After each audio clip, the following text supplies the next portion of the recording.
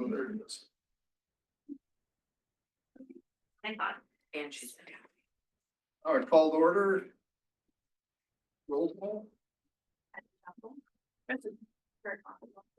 Here. Brian Parker, Here. Dale Olson, Here. Charles, Here. Staff, Kyle Roden, Wendy McKay, Mark Raymond. Kelly Strange, Alicia Burgess, Sarah Klein. Mitch Wagner. Rob Roden. we have one guest, Keith from Los Adams is with us as well. Okay. Are there any changes to the timeline for the agenda? None from staff, Deferred items, don't believe so. public comment. We have no general members of the public. Let's see, Just looking right through this. well, we moved the meeting time to 3 o'clock, almost done. Oh, what? Okay, so the 2024 audit kickoff. All right, Keith, I don't know if you want to take control there from your end. I don't know if I can. I can do the slides too if you want to just let me know. Yeah. Yeah, that works. Can you all hear me okay? Thumbs up? Yeah, we can hear you, and thanks for Great. joining us. Yes, thank you. And you guys are moving very efficient through this meeting so far. So I'm glad I was on here right at the start. So I think most of you have probably heard from us in the past, as we've been the independent auditor for EPED for a few years now. And typically at the start of the audit is our chance to come before the governing body of Emerald PUD and discuss our audit plan and see if you have any questions along the way before we really kind of kick things off. We've gone through kind of an interim fieldwork phase already where we've started to look at some of your controls and internal processes and check in on those, and whether some of the financial transactions that we see going through the system for the year, that you're following through on all your kind of policies and checks and balances along the way. But we really haven't started kind of the bulk of our fieldwork where we look at final numbers quite yet. So that's coming up here in the near future. And that's why we want to come before you at this point in time to share with you our plan and where we go from here. So with that, go ahead and move forward a slide. I think We're getting a little feedback. I think that might be on your end, Keith, or we'll close our door here just to make sure. Okay, let me know if you continue to hear that a little bit. If not, I can maybe call in on my phone or something like that. See how that gets in. So these next few slides will go pretty quick. This one is a snapshot of our fieldwork team, our audit team, which is very basically identical to what we had last year, which is maybe the first time in a little while that we've had pretty much the entire team return from the prior year. So in addition to myself, we have Dan Roberts serving as our QC, our concurring reviewer again this year.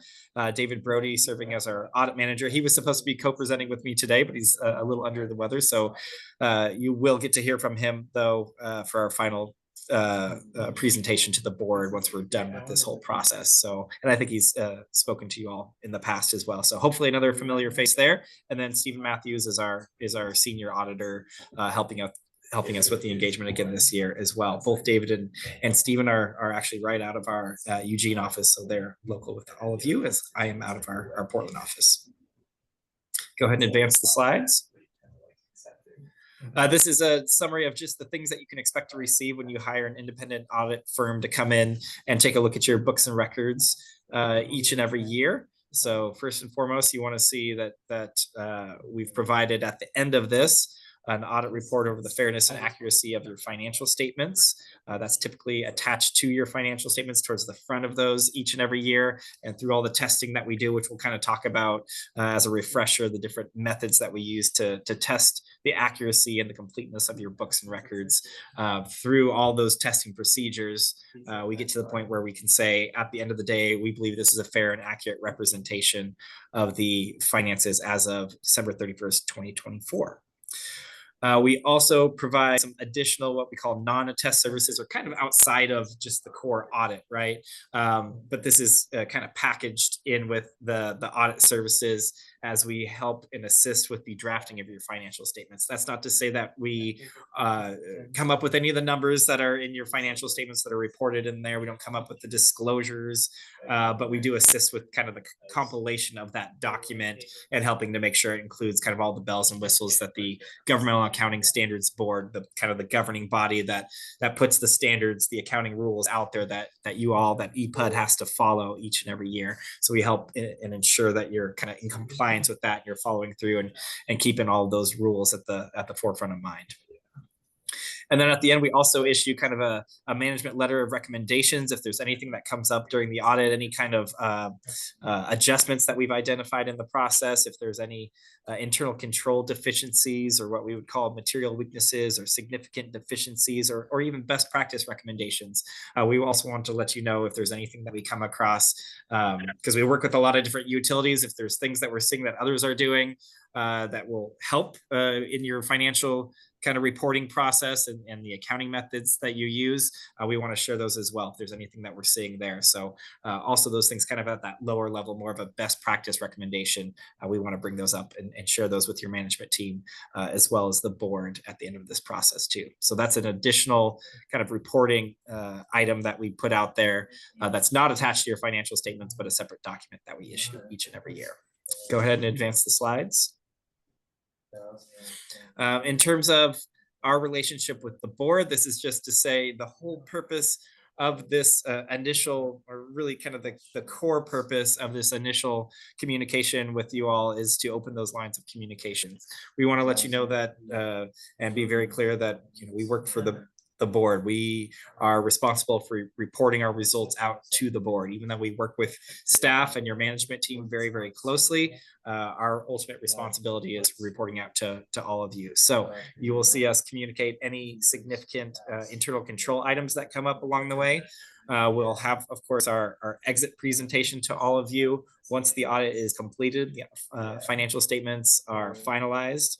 And of course, we are available along the way if you have any questions or there's any other concerns or things that you want to share with us that you feel will be important to how we conduct our audit.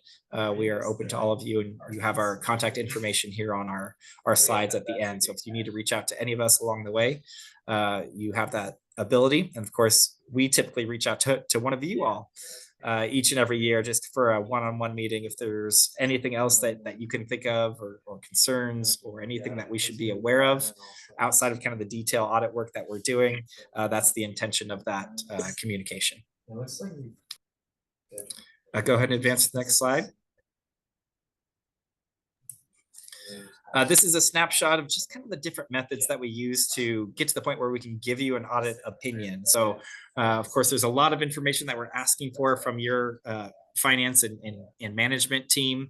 But as we're going through that documentation and as we're sifting through and asking questions, there's really three main methods that we're using to test kind of the accuracy or the validity of that information and what's running through EPUD's general ledger. First and foremost, we are looking at your internal controls, your system of internal controls, those checks and balances, the processes and the policies that the district has in place to help ensure that the financial information that's running through your system is complete and accurate, and that you've got those reviews and approvals in place to kind of catch those things before they get recorded and reflected in your general ledger and in your financial statements. That's kind of the piece of fieldwork that we've already done, kind of what we call our interim fieldwork, where we're looking at those processes and procedures. It informs us on the overall risk of the organization. We want to understand the robustness of that system of internal controls. And if we're finding that there are good internal controls, there's good policies and good accounting practices that are being followed throughout the year, and we've got evidence of that by looking at various sample transactions, then that tells us whether there's more risk that there could be errors in the accuracy or potential fraud that could be occurring, or if there's less risk of that, right? If you're finding that there are good internal controls, that they're consistently happening And they're consistently being evaluated to see if they need to be changed at all each and every year. And so though that is a key part of our field work, and that's why we kind of do that up front, because it helps us plan our final fieldwork procedures. Once the books have been closed for the year, it informs us on how much testing do we need to do to feel comfortable that the books and records are an accurate reflection of your finances as of year end. The second method that we use is analytical procedures. Typically, this is more on the revenue and expense side, so things that are running through your income statement. We're going to kind of look at trends. We're going to look at your annual budget. We're going to look at what we see maybe in the industry and do some different comparisons there and compare what we're seeing in your general ledger to what we've been reading about maybe in your minutes, the main transactions we've been hearing about from your management team, and seeing if those are filtering their way through your financial records and if it's consistent with what we're seeing and hearing. And then if we're finding something that we're kind of what we're expecting is not quite consistent with what the actual records are showing, that's where we dive down a little bit deeper. So this is really that 30,000-foot view, stepping away from all the detailed work that we're doing, away from all the contracts and agreements, and saying, hey, does this really make sense? So that's an important piece of the audit. And then finally, where we spend the bulk of our time is going to be those substantive procedures. That's the detailed testing, that's the sampling, and saying, hey, you've recorded a transaction in your financial records. Show us the support for that. Show us that this expense has a valid invoice, that it's an appropriate business expense, that it was approved, that the dollar amount that was recorded was accurate. Excuse me. And so that's probably the bulk of the testing that we do. Go ahead and advance the slide. All right. So one of the new accounting standards, we always want to come before you with, what's new, what's different that the board can expect this year in terms of the financial reporting. So the GASB has kind of slowed down in terms of the number of new standards that they put out there over the last few years.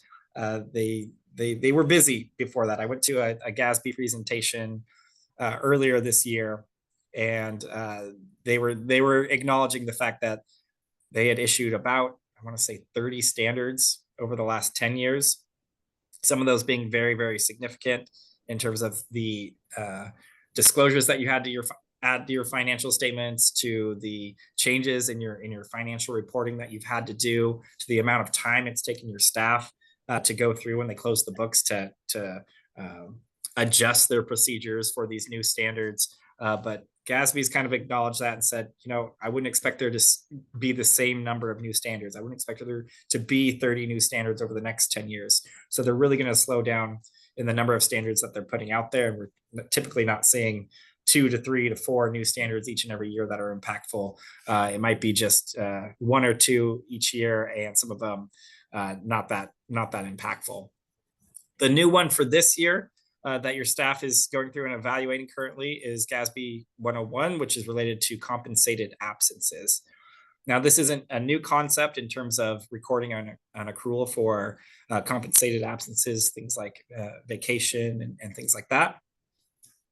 But what this standard is doing is kind of clarifying and updating a little bit, excuse me, of the guidance that had been there previously.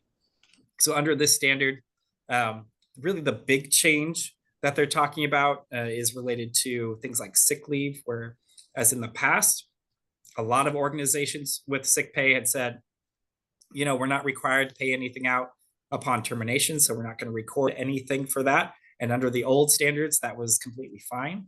Under these standards, GASB has said, no, we want to use a model of what's more likely than not of what someone has earned in any kind of leave, whether that's vacation, sick, or something else. What is the amount that's more likely than not to be paid out or settled via a cash payment or other means?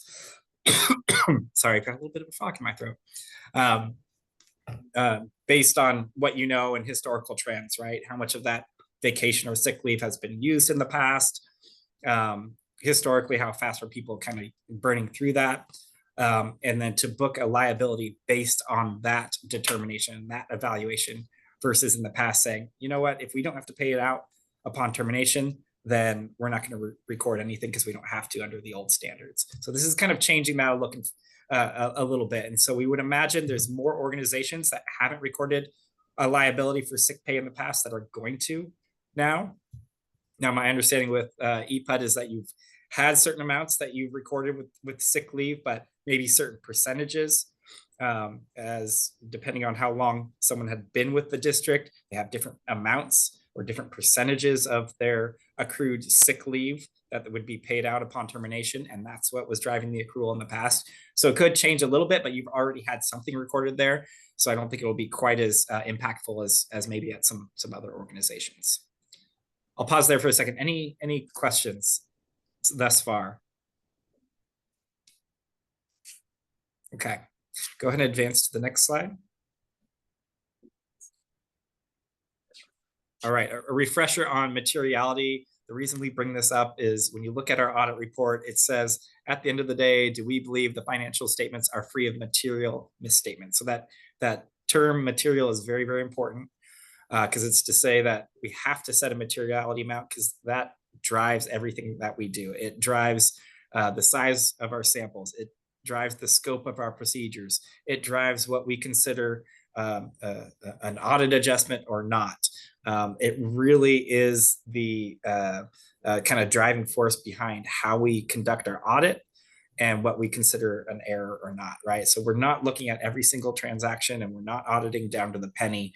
We have to set a materiality amount and use that in kind of the scope and the nature of our procedures.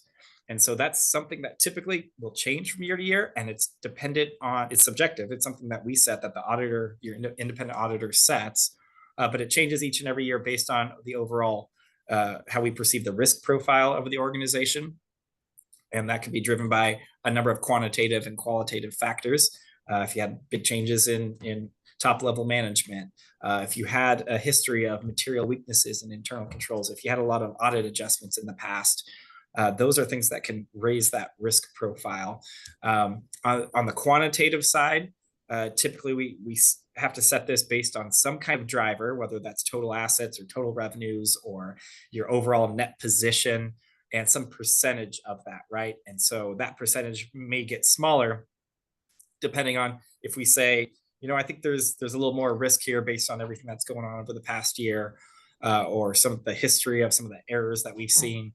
So we're going to lower that percentage. You know, maybe we're going to set materiality on 1 to 2% of total revenues, or 1 to 2% of total assets, rather than 3 to 4 or something like that. So that's typically how that's determined. And again, this is something that we do independently each and every year before the audit starts, based on how we perceive that risk profile at that point in time. Go ahead and advance the slides. This is just a quick rundown of some of the areas of focus for the audit. This isn't everything that we look at, but these are kind of the key areas that when we sit down and we talk as a team, and we go through that planning process, we're setting materiality, we also talk about when we design our audit procedures, where do we want to spend the bulk of our time?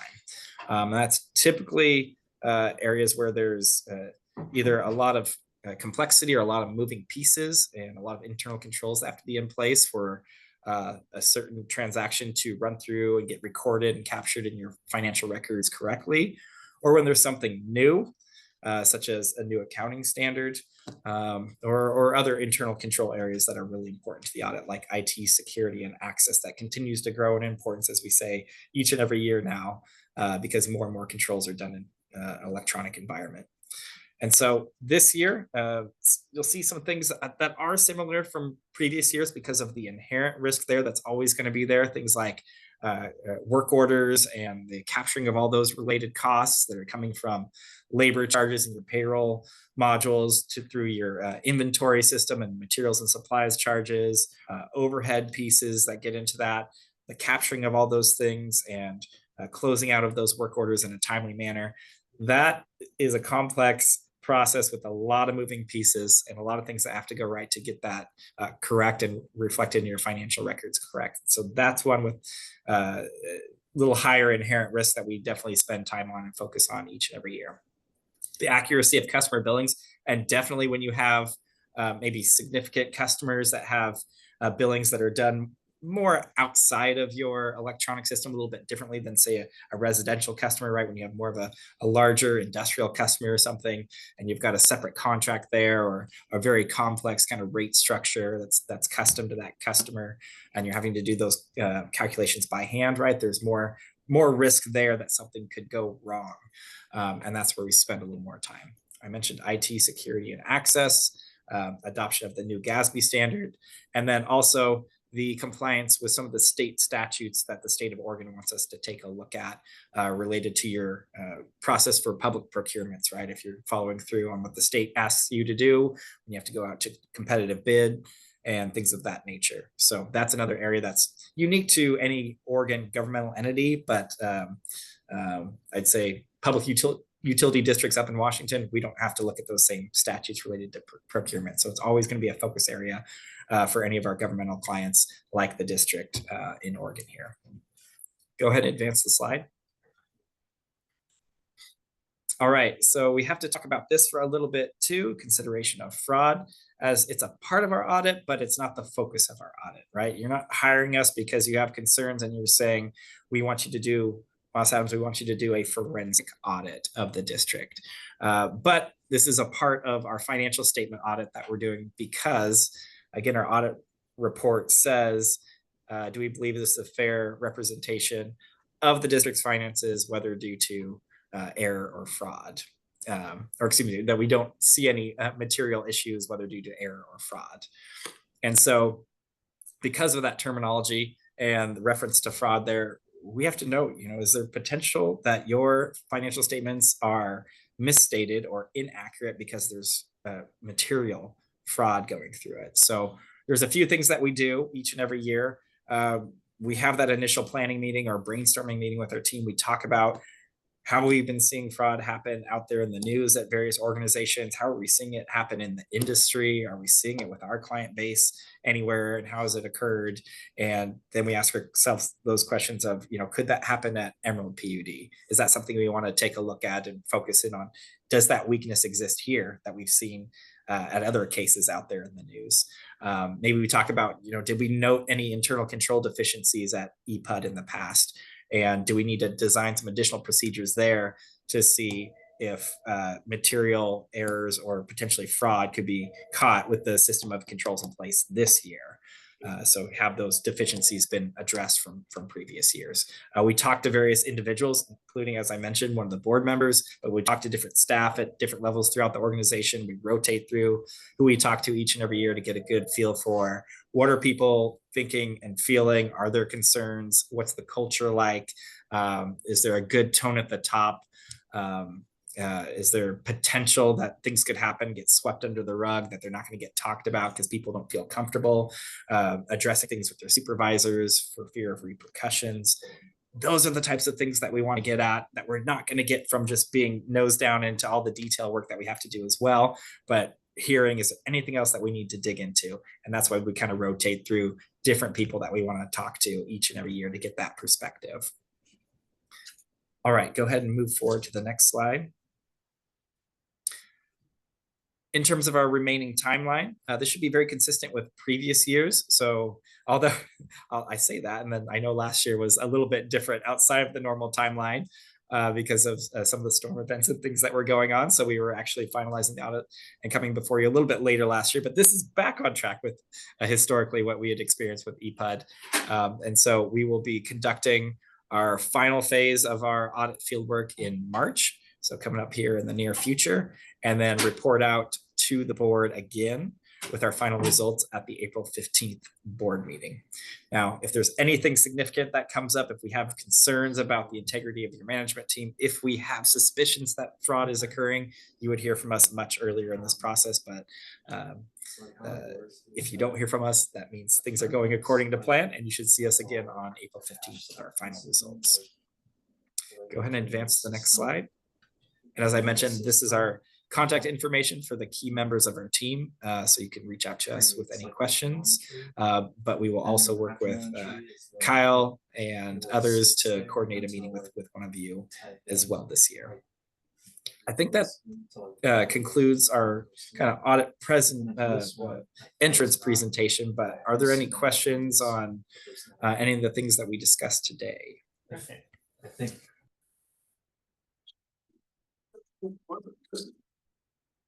This is a trivia. What's the ballpark like last year of our materiality? Is it $1 million or 100,000 or? You're supposed to know that off the top. One, I don't have it off the top of my head, but two, we typically don't share that because, you know, you set a threshold, right? Then the management team knows that, and then they know, oh, well, auditors, you know, this is where their threshold is. And anything. So it's secret. Pass. But I can tell you again, just to give you a ballpark, there are guidelines surrounding, there's professional standard guidelines surrounding how we set this and the methodology that we go through. So I talked a little bit about the qualitative and quantitative aspect. In terms of the quantitative, it's typically going to be, and typically what we use is some percentage of your overall operating revenues, anywhere from 1 to 5%, depending on what's been happening at the district over the past year. What are the new transactions? What's different?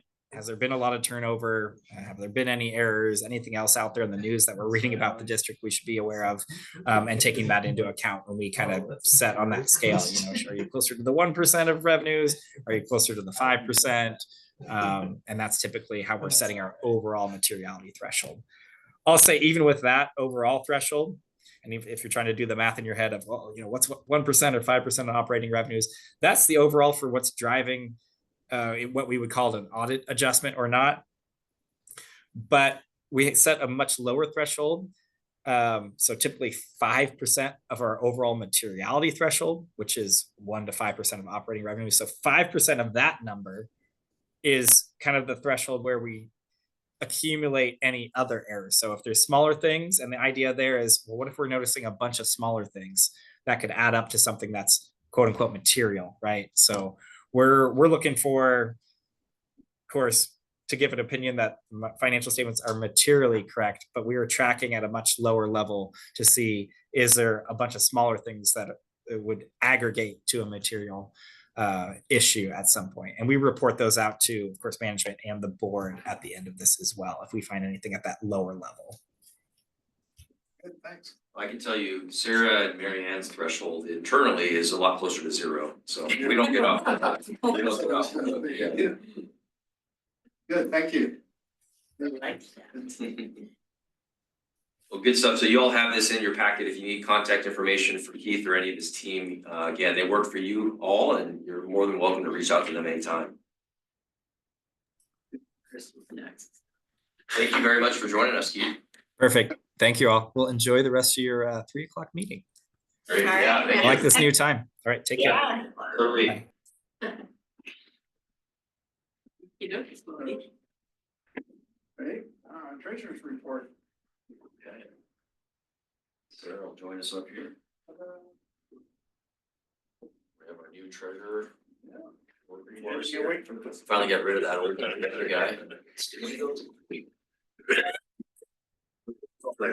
Sarah does all the heavy.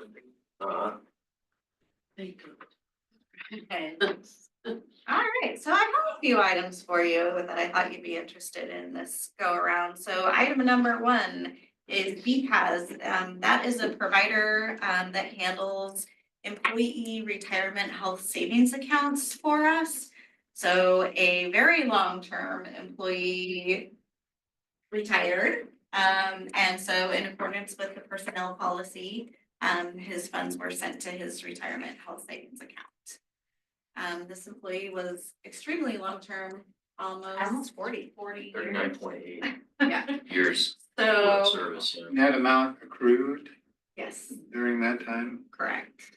Never had a cold in their life, huh? All right, and then item number 5, I had some pictures I think I included in the presentation. So this is Advanced Energy Systems. That's who installed this system for the Green Grant Award winner for 2024. So it's Keezy Farms in Pleasant Hill who was the winner. And this is a solar system installed on, I guess they're calling that a barn, but it looks Pretty nice. Yeah, thank you. It's It's- a barn. It's a barn, It's a house. but it looks like No, it's, it's a house. it's, Nice. yeah, it's. It's pretty Uh, livable. So it's a 10.78 kW solar array that will produce 13.8 or 13,800 kilowatt hours per year. On the barn, whoops, sorry, there was misspelling there. This will offset about 40% of their average energy consumption. So. How are these chosen? I mean, is it That's a good residential or question. Yeah, good question. commercial or? Is it a nonprofit? So this is a voluntary program that our customers can sign up for, and they pay a little bit more on their bill every month per kilowatt hour to fund this program. And as part of that, they get to vote on who the winner is. So you have to be part of the program to vote, but those customers, we have an online tool that they go vote on and can choose who they want to do it. We've been doing this now for 10 years, I think, so there's a lot of this. People have to apply for the grant, obviously. Yeah, we can get you, I mean, ballpark, how many customers do we think are in that still? It's many hundreds, but I'll have to see exactly where the numbers are today. Hundreds and not thousands. Yeah. It's hundreds, not thousands. Yeah. I mean, the amount of revenue is also, We always make sure it's enough to cover the cost of this program, but it's not a major, you know. But does parents depends on the senior citizen? Yep. In Benita, yeah, it's Yeah, great. we've done that, we've done the Crestwell Food Bank, Uh-huh. several of them out there, so So is it nonprofits usually it or has to be a nonprofit So- or public. Kesey's is a nonprofit? Yeah, they would have had to have shown nonprofit status, so 501c3, But They're a farm, they probably are. yeah. Since they're a farm, they probably are. Well, they don't grow any. I shouldn't speak. Is that what also I said? We're gonna raise eggs. Well, it gives you a leg up on being nonprofit. That's true. So Kyle, we have 415 as of December to 415. participate. Yeah, it's still quite, I think that's trended down over time. We did a big push way back when Well, and didn't we have to get into it? Didn't you have to buy into like some solar that was already here? that was community solar that we did. This is a separate program. It's called Green. So you pay, it's less than a penny per kilowatt hour extra per month that goes to fund these kinds of projects. Right. It's a really engaged group of customers that likes to do it. It Yeah. gives them a way that they can support it. And it's revenue neutral. It's all, this is all funded from that program, nothing from the fund. We see that self-funded? Yeah, that's right. Don't try to doge it. It won't out. all right, item number 7, Converge Technology Solutions for 37,000 and some change. This is actually a 3-year licensing agreement, so on our financials, part of it will be recorded as a prepaid. But from a check register standpoint, it all shows up at one time. This software backs up our servers and all of our Office 365 data, so what you have on your iPads, this little Great. software is helping you out. Item number 8, Gibson Steel Fabricating, $29,880. That is for part of the work out at our customer access window awning that was just recently completed. Item number 8, Stuart Irby for $19,000 and change. Most of this payment is for 12 capacitors, which are replacing ones in our inventory since we've deployed our stock of capacitors. These little doodads correct power factor on our distribution system. And Doug is probably not happy I called them doodads, but if you have any other questions, he could help with those.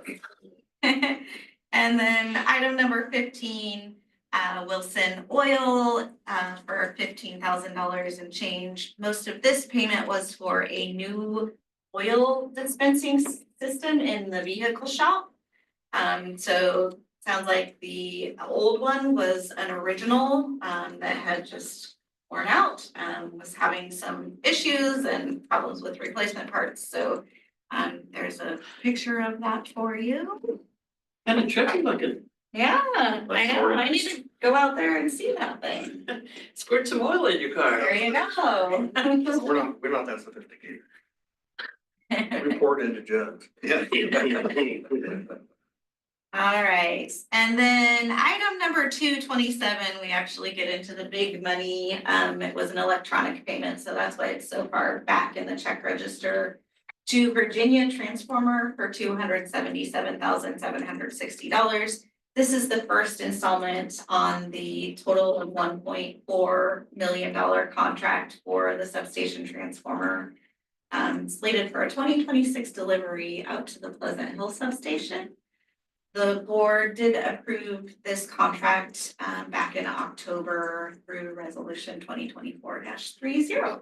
I have a question or Yes, you statement. bet. I'm assuming this is a similar size transformer to the one we replaced 4 or 5 years ago. Is that right? Do you remember, Doug, when that was? 2018. Yeah, a little longer than I thought.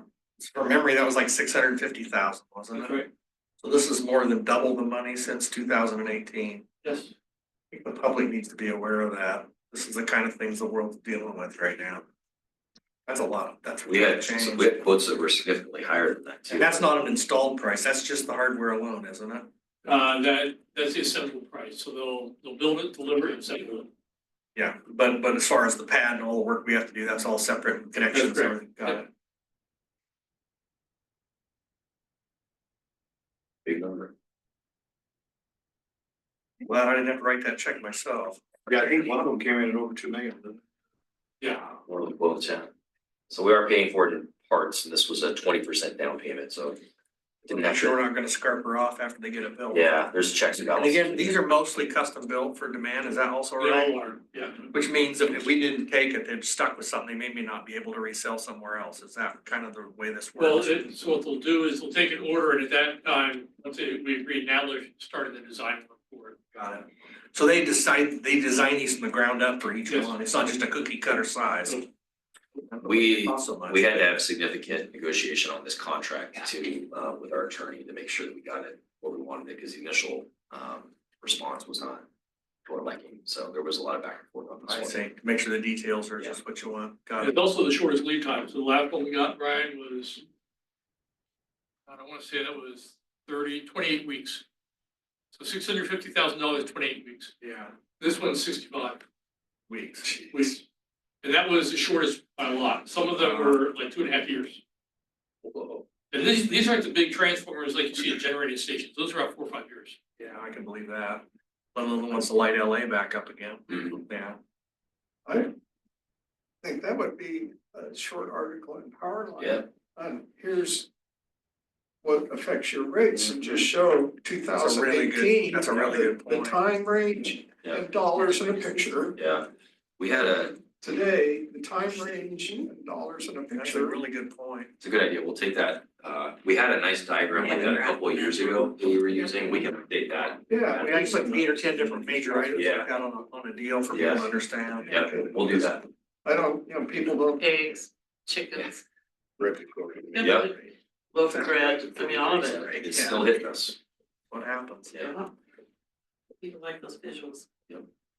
All right, I'll turn it back over to you, Brian. Does anybody have anything they wanna discuss?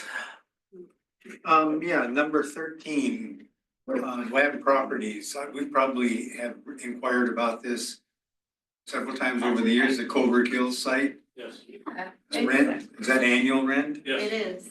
And that's a radio installation or? yes. We're renting space for an antenna on a tower. And it also includes room in a rack. That's on, That's for that's non- on Buck Mountain or? No, it's on Covert Hills. Go Black Canyon, And it's for non-cellular communication, correct? correct. Anybody? Good question. Those annual ones, Kurt, did you have something to ask? Yeah, well, yeah, that was one of, that's Okay, cool. same thing. So WHA, a consulting fee, I thought insurance companies, you paid the Great. broker the rate. What's I no, think we that is a pay good question. WHA separately as our broker.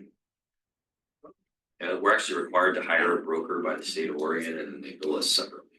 Oh, Yeah, we used to use somebody else, and then we, Yep, WHA's we did a procurement Yeah. process and switched So, to yeah. WHA. yeah, it's gotta be a separate, kind of arm's length transaction from the actual insurers. I had a question I asked earlier before the meeting, and I'll ask it again so everybody hears, but I noticed extra payments for power this month in December. And could you describe that for the group, either Kyle or Sarah, whoever wants to discuss? Yeah, so it's a seasonal feature where loads go up. We end up paying a lot more during the months, typically December through February. And this was no exception. So we purchased a significant amount of power. I don't think this is unusual compared to where we've been the last couple of years, but you do see a lot of invoices on this check register, and that's because we had to make sure if prices did peak, we had enough power to be able to handle the load. I'll share on my jam report kind of how things worked out, and just quick, summary is we're good. But you never know if prices were to have blown up like they did in January of 2024, how that could have worked out. And so this is essentially buying that extra power that we might have needed, but in this case, we didn't. That's what have to. Does that mean we bought less Bonneville power then? No, it just means we needed that much more. So we've been capped on our Bonneville power now. So we used the power in spite of the fact that maybe you didn't. Well, this is all financial transactions, so Okay. it's a very complicated It's picture, either but- take it and pay for it or pay for a base charge for not using it. Yeah, and it's essentially a price hedge, so we bought whatever we needed to buy, and then this caps our pricing exposure. And we do that for multiple different counterparties, which is what you see from the city banks and Macquarie and EDF trading on this particular check register, plus the Energy We Authority. go to Bonneville load following next fall, we'll no longer need. That all to do goes this. away, yeah, so that's the good part of moving to this new product is it's much less to manage. You'll see one invoice for all of our power purchases. Just like the good old days. Did we press our peak loads the way EWEB did? Well, we didn't set a new peak, but we, December. yeah, I've got a chart coming up that shows that it actually works out, I think, better this way for us financially, bad for our customers because they're gonna see really high bills, but that consistent cold, we didn't necessarily blow out our peak, but we had that consistently day after day after day, and prices kind of held pretty stable. So we were able to get a lot of revenue for not a lot of extra cost on the power side. Got it. No, we didn't have a peaky load, we just had a consistently cold. No more than usual. It wasn't like a single blowout day. Last Wednesday, I think, was our peak for this year. I think it was early Wednesday morning, and it was about 125 megawatts. And our all-time peak is 132, so close, but Yeah, I don't remember a cold spell lasting that long recently. yeah, Well, it's been a long. It was spell, 6 hasn't it? weeks Christmas. cold. it was really the consistency that was Yeah, we had notable. almost 2 months, really. Year. Typically, you'll see a front or two, but this was month after January and February. Yeah, I blew out my woodshed. Anybody have any other? All questions? that storm wood in there. It's not a bunch of it went away. Good thing you Thought had it was it. gonna last forever, huh? Well, I got 5 more years. Dale has something else. Just a curiosity, are we renting space to store trucks? Yes. How long have we been doing that? I can't remember when we got it, Dale, a few months back. How many trucks? I think I've got one of the big chassis, cause we had to get, there was a small amount actually that we could buy. And so we had to either store it here and if possibly get sideswiped and be in the weather. Yeah. So just down the road here at Brooks, we found a slot. And I think we also put one of the F-150 or F-550s in alongside of it, so we're using like it's like a 2 truck bank. It just seems expensive. Which item Was is it it, Dan? 150? No, it's for 1,500, 16. Oh, 61. No, I'm sorry. 60, underneath 60 in between, Where's it at? between 60 and 61. I think that's 2 months worth of, Is that 2 months? well, Or 6 months, I think it's And 6 months would make sense. I think it's 150 a month. Okay, so that's a that accumulation. does look expensive, yeah, that's kind of. I'm just going for Oh, I free. think RV. I'll do it storage for is- less than that. Oh, I think RV storage is. So one of the things I think I like RV storage down here. Yeah, Like 800 bucks. We had friends that had a motorhome several years ago, were paying 300 a month, that's been Yeah. 5 or Yeah. 8 years ago. yeah. It's notable, you I am know, one. our space constraints out here, they are showing up. Oh, So yeah. This is one of. So what we're trying to do is, it may be something that, since we're getting some different equipment that doesn't get used all the time, we may look at our new Pleasant Hill yard. And there's kind of like a little pie piece in there, we might excavate that down, put rock in there, and then get some of those green covers. that Like might be- servicemen have at their home. Yeah, but this one will, like, the 100-footer is gonna be a good size, and maybe one for like the Baruka, something like that. Well, that Maruka has to be stored undercover. Yeah, but with the Freightliner he could only sell like 60, and he could sell 360, he only got 60 of them. And that's why we got that one chassis. Of Got course, it. we had to grab We it. had to buy one. Yeah. It was good. I have an item, more reclosers. We have 10 more, it looks like. Item 230. Oh, excuse me, 231.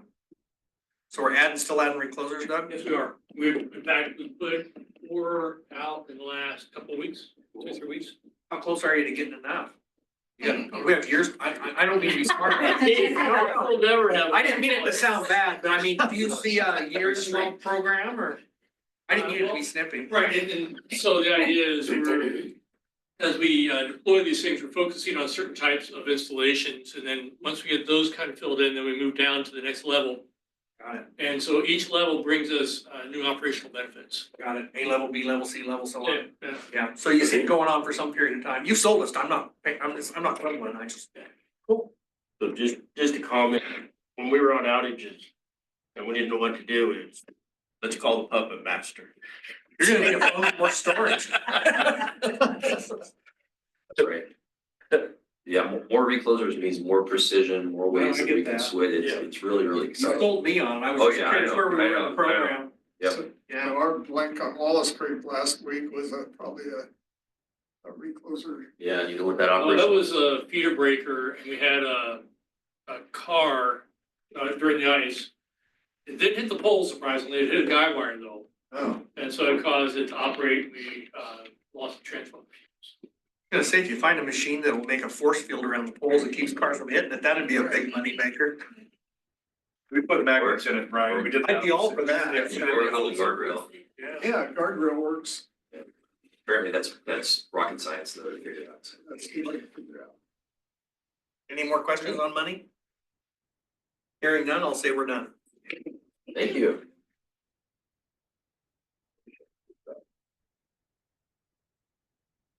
Okay, well, that comes to the president's report, which is gonna be brief. Thank you. So I did change this external organization updates. I added an item down at item 16, outside meeting reports. And my idea there was that we all go to a lot of the same thing, but to just do as an agenda item, A recap of where you were. yeah, Yeah. or well, or what, just a highlight of, I mean, doesn't that be a highlight of what you found out of the meeting, because if different people gather different things, and I think it's just to be a good way to share. Yeah. Great idea. To share information, so check that one out. Board training and development,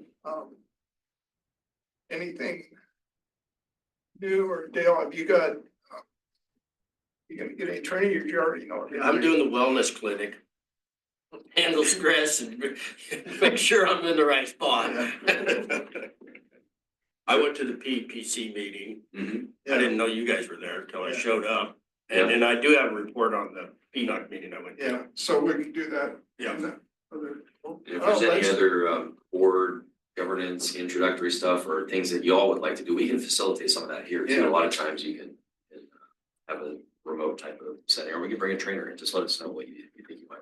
Okay, there's some. Yeah. That'd be a bad idea, schedule a meeting for all of us for that kind of thing. Yeah, we've really only done the ethics training, which is pretty, Yeah. by the book, so we may want to think about some other. Yeah. Okay. I've never gone to one of those NWPBA classes I thought was a waste of my time. They do You pretty think good. It was gonna They be. usually bring in outsiders that know what they're doing, yeah. I took one on Robert's Rules on it. Like, this was one of the best classes Yeah. I've ever taken. Yeah, We should take that. we'll look at that. I think they have a whole menu of Probably board, It's not generally needed. Board governance, yeah. Nobody filibusters. They launched so it's not it a big new issue last for us, year. but it's nice to know how it's supposed to work. So they just have it right here for us? Well, sometimes you have to go to them, but we'll see if there's options maybe to, like, I know some of the trainings from the state are free and they'll do it right here for you. NWPPA is a little different where I think it's on site, but we'll look into the options. And you can do a lot of this stuff virtually, and the fire specialty class that I went to and the power resources, those are slide packs that NWPPA is happy to share, and I thought. Yeah. If I was to do that, I'd be happy, I think that might be a good way, what you're speaking to, Kurt, for the recap, Right. because Spread the anybody wealth. wants to go into, yeah, exactly, but if anybody so wants the- to go into more detail. Those slide decks they distributed from those two conferences, you have to have a NWPPA sign in, and it's no big deal.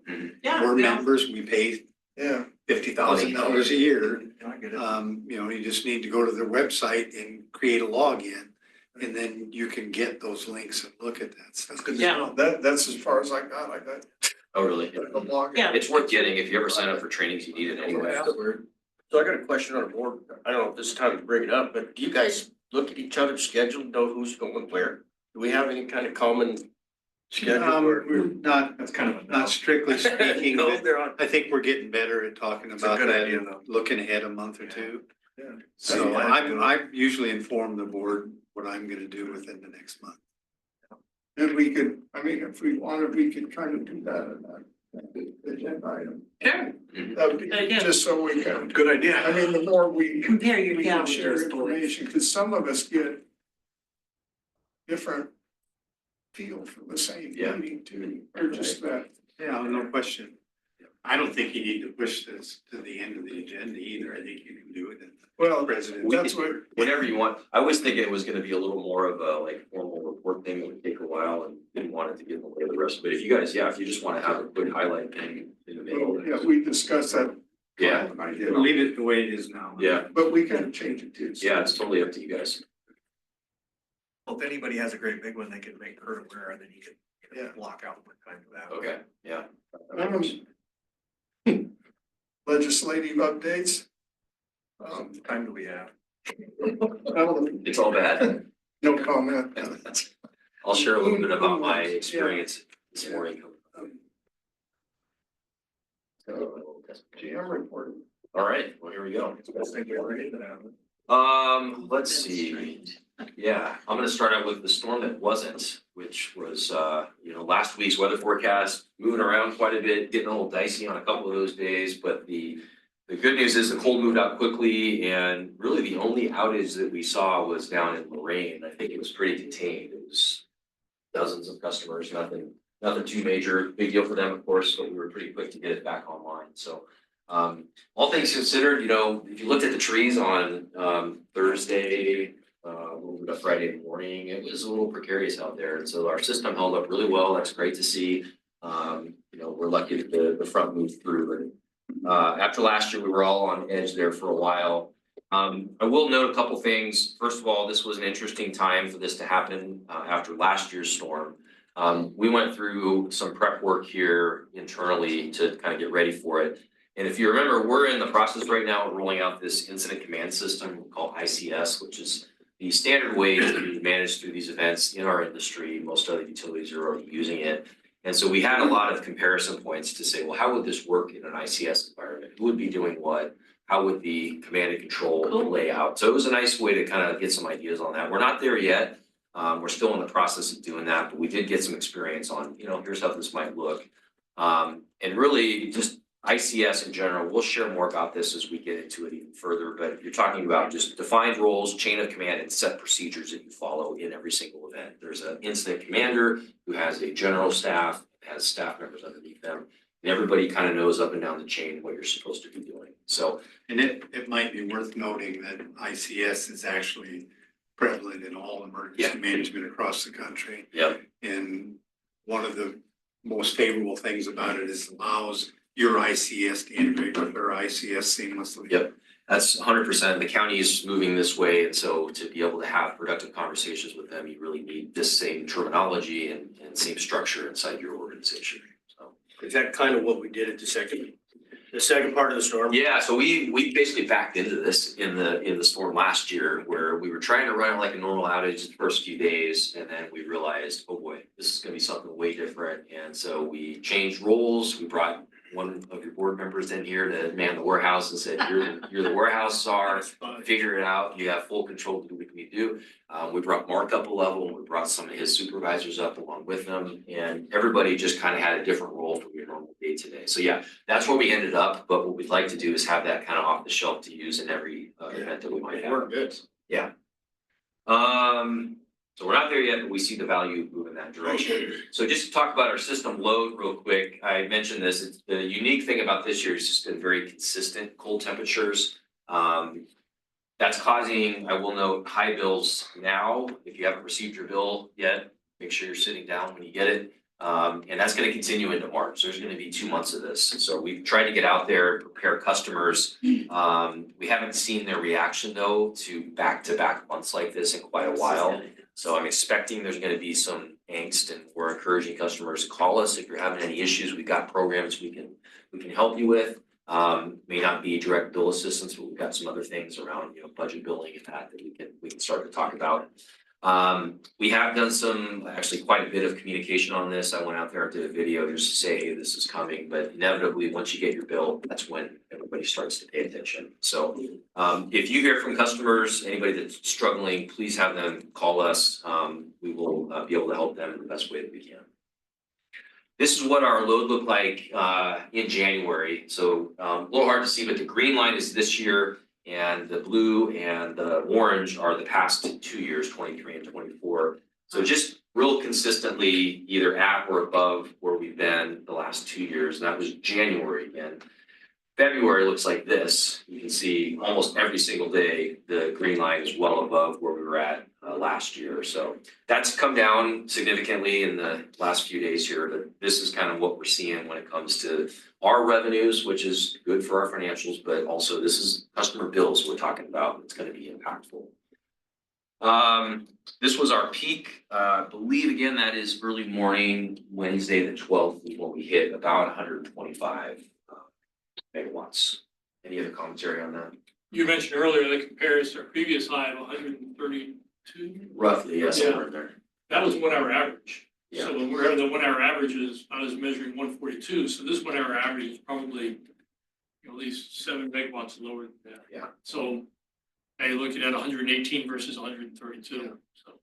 It kind of makes sense. I mean, that our all-time peak was a day that it was like, in the single digits, if not 0 degrees. It was in 2017, if you remember that big cold front. It was cold all day, All the time, yeah. 9 degrees. Yeah, and this one really wasn't that characteristic. Very, very low cold or low temperatures overnight, but then it would warm up substantially during the day, and it kind of had that same pattern. So this is our preferable outcome. If we have to have cold weather, having it consistent like this is better than those really, really big spikes, because then you get the other side of the equation, which is the power side. So this is a chart Mitch put together, which shows our market pricing. So this is once we've consumed our Bonneville power, what are we paying on the market to cover our additional needs? Same color coding here. The green line is this year. You can see a little bit of excitement in very early February, but not much. It came back down under $100 per megawatt hour, which is close to our retail rates.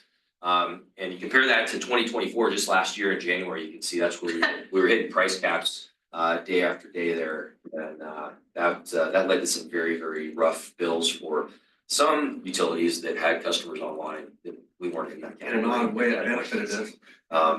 Yeah. But you can see this year, you add the load to what is pretty reasonable market pricing. And again, this is just on the incremental load.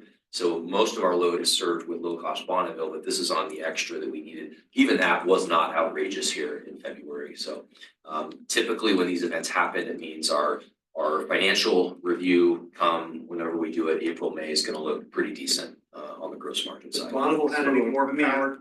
Sorry, go ahead. Does Bonneville have any better power situation this year due to water runoff? This is going to be another really, really bad water year. I don't know where we're at right now. 80?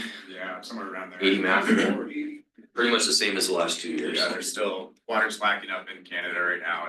Seemed like they had some big storms early in the winter. I was hoping it would Yeah, last a while. It just wasn't far enough north. Yeah, I heard Washington was really off. snowpack, yeah, Yeah. they're like 75%. Yeah, it's just a it's the dry further north you January. go, the worse it gets. Yeah, Here in the southern Cascades. yeah, what drought, what are you talking They're about? at 200%. Crater Lake's got. Yeah, it is, that's always that dissonance there, what's Yeah. happening locally. Hopefully that'll shift the oscillation. Yeah, Sure. I had a question. You probably can't quantify this, but looking at the chart, we know that the storm in January of last year cost us $12 million. Mhm. What if we had been up? What would have the market excursions? Well, cost us? I don't know the exact number, I do know what other utilities paid, so on the very high end, Clark, which is much bigger than us, they, was it 25 million-ish? Yeah, Something like that. Snohomish paid about 50, Bonneville paid about 300. You come back to our size, a PUD in Washington that's very similarly situated to us, it was a $9 million storm. Just on power purchases. Some power excursions, Yeah. so we were gonna get hammered either way. Well, we would have. FEMA wouldn't pay us for FEMA power wouldn't pay us. excursions, so. Yeah. Roughly 8 million in shift there. Oh, 8 million from the other one, okay, so, oh, he thinks ours would have been 8 million, Yeah, okay, yeah. so. That would have been a chunk. We could have saved our customers a lot of eggs. We're looking at a lot bigger price increases right now if it happened that way. And you did see very quick rate increases from the folks I mentioned, you know, they were implementing things January, Yeah, they moved quick, didn't they? 10-15% rate increases overnight because of that. Pretty dramatic, and it's nice to have a little more calm, at least this year, I don't know how long that lasts, given our regional situation, but we'll see. Okay, today, this morning spoke with, the House Committee on Climate, Energy and Environment. Very interesting experience. The topic was this House Bill 2656 to raise caps on net metering for solar. So net metering is a program where we are required to offer a retail rate for any generation that comes back to us, from solar systems, desktop or rooftop solar typically. Bit of controversy because, you know, that does cause utilities to potentially take a loss when you're having to absorb that retail rate too much. And it also creates a subsidy where customers that aren't doing solar are paying for customers that are. And the crux of my presentation was just that. It's this subsidy can happen because of most utilities not having a high enough fixed charge to cover their fixed cost. And you end up with this payment essentially to customers that can do solar because of that. So it was weird to begin with. I ended up going first because the representative who wrote the bill was late. So he showed up late and they said, oh, let's just start testimony. So Kyle Rubman, you're up, go ahead. I said, okay. Like Gamba? No, I don't remember the sponsor. He's on the committee, but it was a different representative who wrote it. So he's not on the committee, the guy that wrote the bill. He was coming to testify and saying why you should support my bill, essentially. So anyway, I got up and described this cost shift that happens, and we've had this presentation.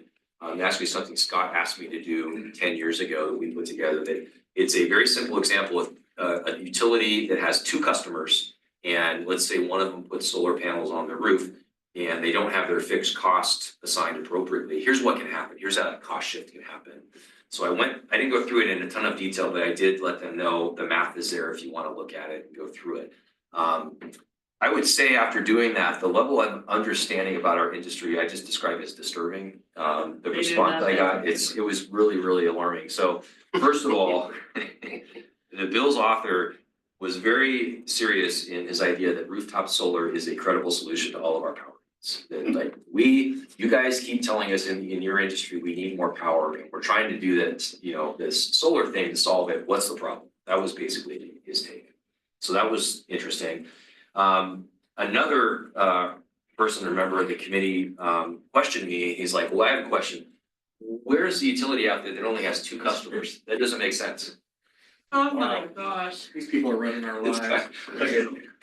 So I had to say, well, that was an example, sir, and this is. It's only $10 to put your name on the ballot. And then after me, the solar industry folks got on there and they offered their support for the bill. And their first comment was, well, I want to correct the record. We find that most solar installs are actually for low to moderate income customers, which is, I'd love to meet that customer. I've never seen them. I'm not sure where they are, having, you know, $20,000 lying around to put a solar panel on. Kyle, if you permit me to interrupt. Yeah. I wanted to mention something from before tonight. We talked earlier about the Green Grant Program, $40,000 worth of investment to create $1,200 a year worth of retail priced electricity. So explain to me how that's gonna pencil for Oregon to serve its power. It's certainly not at the scale anywhere near that we need. Nobody even knows that these panels will last 35 years to pay it back. Yeah. And this is what I say is disturbing. It's that misconception that, yes, okay, we have a problem. This is the solution. It's just to put solar on everybody's There's one house. more thing I'd like to add. I just read this last week. Everybody knows how much Germany has spent to go to green power and to go with solar and everything else. Their retail price for electricity for homes in Germany now is over 40 cents a kilowatt hour. Right. Wow. It's destroying industry in Germany. Yeah. It's causing all kinds of disruptions and problems. They're trying to buy cheap power from Scandinavia and it's making them mad Mhm. because the urban people in Central Europe want to steal the cheaper Yeah. power from hydro from the northern part of Yeah. Europe. Yeah, you can make solar pencil. You just need retail rates that are like 40 cents. Can anybody imagine an $800 a month power bill? That's what the Germans are paying. So That's the result of the this. cap that they're discussing, right now, the rate, the retail rate that we pay is capped. We only have to offer net metering to a certain percentage of our customers, and it's 0.5% of our total peak load, average total peak load. And we're at 1.73%, and I made that point in my presentation. I said, there are utilities that find, in dialogue with customers that it makes sense to add more of this to their system. We've done that because we have customers that have asked us. We just don't think a one size fits all like blanket. The bill would remove the cap altogether. So any size system essentially you could put on, your house, your business, and we would just be paying you the retail rate. We don't pay for net metering, we pay. We give them a bill 4 or 5 credit. 4 or 5 cents. No, we pay retail, so every month we'll do a truing up and there's a balance that's kept. So if you use solar panel to serve your load, it'll reduce your bill kilowatt hour for kilowatt hour. At the end of the year, I think it's in March that we do this. After the last bills go out, we Okay. were, We'll look and see is there a surplus or not, and that's where we'll pay it out at a retail or a wholesale rate, excuse me, it's not retail then. But during the year, and most systems that are sized appropriately, you're gonna get retail for every kilowatt hour that you produce. By the way, that was sponsored by Paul Evans That's right. out of Monmouth, but Gamba is the other co-sponsor. Okay. So and Gamba's a little smarter. I would have thought, he asked some good questions last time I was up there. Are those both Dems? Of course. Okay, it. Then, the other comment from the solar folks was just this, no, that cost shift, that Mr. Roden discussed doesn't exist because I don't know, they didn't really give a reason. So, very, very low level of understanding about, the scale of our challenge. I told Danelle, who was on there with me, I would love to engage with these folks on a real conversation about meeting our power challenges in the future. This is not it. And, luckily, it looks like this bill is going to fail in the current session of the legislature, but they're still having testimony because it likely will come back in a future session and they want to get everything on the record. So, It was up last year. yeah, I think it's a perpetual thing probably. The return on, like, in addition to what Brian said, I had like visiting Texas, you see these big homes with, they have solar. Yeah. They're composition roofs, so not only if you put it on when your roof's new at 30 years, you've got to take all of that off to replace your roof and then put it all back. God, I I don't don't know need to what- get a leak in the roof and have to fix it. Well, yeah, you can't even, so. And on composite roofs, that's very common. Exactly. Yeah. Put light bulbs through it, wonder what happened. Right. Yeah, it feels like we're presenting them with a challenge and, they're responding with something that is completely a red herring and not up to the task that we really need. It's astounding to me that individuals, of course, the solar industry has their own axe to grind with all this. Yeah. They want all the subsidies they can get. But for people to sit there and tell a representative of the utility industry that we know more about it than you do is beyond arrogant. Well, we I find just that a can't- lot. It's like I just can't practitioners. imagine this. Practitioners almost don't have a seat at the table in some of these things. That's true of these regional discussions too, with this prep study that they're doing. They only gave utilities 3 seats on a 20-person board to decide the future of the Northwest Power System. Yeah, don't confuse our beliefs with facts. We don't want to Yeah. hear any facts. Yeah, and in the meanwhile, you've got representatives from environmental groups, social justice, all these other folks that have an outsized microphone when it comes to input here, so. All we can do is try. I'm glad Danelle gave us this option. The co-ops had a person also there, it was their government affairs guy who got up there and kind of reiterated some of this. So we're trying to get at least our message out there. Hopefully it'll help. Unfortunately, facts are facts in regarding physics and electricity in the natural world, and sooner or later, the reality is Yeah. gonna come home to everybody. Unfortunately, I hope it's not too late. I do too. All right, BPA updates, been sending a lot of updates, you've been reading about them, I'm sure. Staff reductions up there are in the news. That creates certainly some uncertainty about transmission system reliability. That seems to be what the big narrative right now is focused on. To say nothing about the expansion they need to do in the years ahead. So there's certainly an issue here. On the power side, we'll talk a little bit tonight about how we're having to sign new contracts this year. That's probably going to be impacted in some form or fashion. We'll have to see. But I guess what my message is and has been is I know we've got customers on both sides of this issue. I think it behooves us to keep a level head here too and not be too alarmist about things. Very few people want to defend the federal bureaucracy, and I think that's true certainly of even folks in our industry. And we're having to be careful about how we respond. I think you're seeing this at PPC, NWPPA, other places, is they're not coming out here yet in a real hard way to say all of these cuts are bad or all of this process is bad. It's a bit more nuanced, which I think is smart. PPC, I think, takes the best approach here where they're really trying to showcase BPA as an invaluable resource to achieve the energy goals that we have and that this new administration is laying out. And the other piece here is that BPA doesn't actually cost the government anything. So these aren't savings for the federal government. It could potentially be rate savings for us, which is great. But I think that narrative gets lost. And I think if we can flip that to say, not only is this not saving any money, it's BPA is going to help you get to these longer term goals of what they call energy dominance, I think is their new term. So I think that's the right message. You know, Self-funded, you kept telling me no, self-funded. BPA is entirely ratepayer funded, yeah. Yeah, right. No taxpayer money whatsoever. When we talk about this, I know we've got customers on both sides of the fence here. I don't want to go too far one way or the other. We'll watch it and see. There was mention of doing a press release, and I think I tamped that a little bit with our local GMs, just saying, you know, we got to be careful how we word it if we do something. Too soon to know where this is gonna go. Yeah, and you got to think there still are good people at BPA that are going to be able to manage through this and figure it out. I thought I read they hired a bunch back. Some, So, Everything's just- the operator, people that actually, you had. Yeah, the grid operators and all Yeah, that. at right? this thing, Yeah. everything's hearsay. It's gonna take months to figure out where this is going. I mean, I don't think anybody thinks that Bonneville couldn't have used some slimming down. I think the piece though is just like, where does that fall? Is it an intelligent way of going about the pruning, or is it just, we're gonna take anybody up on the offer? And like I said, they'll figure it out. Well, traditionally, the way that you do that is you say, cut your budget by 15%. And let the agency figure out how to do it without crippling Yeah. it, so. That's the hard part, and I think cutting in the federal government's extraordinarily difficult, so they're taking the low hanging fruit first, which is the probationary folks and anybody that just had a job offer. So we'll see. We talk to BPA a lot, so we'll try to keep checking in with them, making sure our priorities move forward here, but could be a rough go moving forward for people there. Okay, Coburg development talks. We've been in discussion, Tyler on our staff in particular has been talking to a very active developer outside Coburg. Owns multiple parcels there east of I-5. This might have been the area you were pointing out.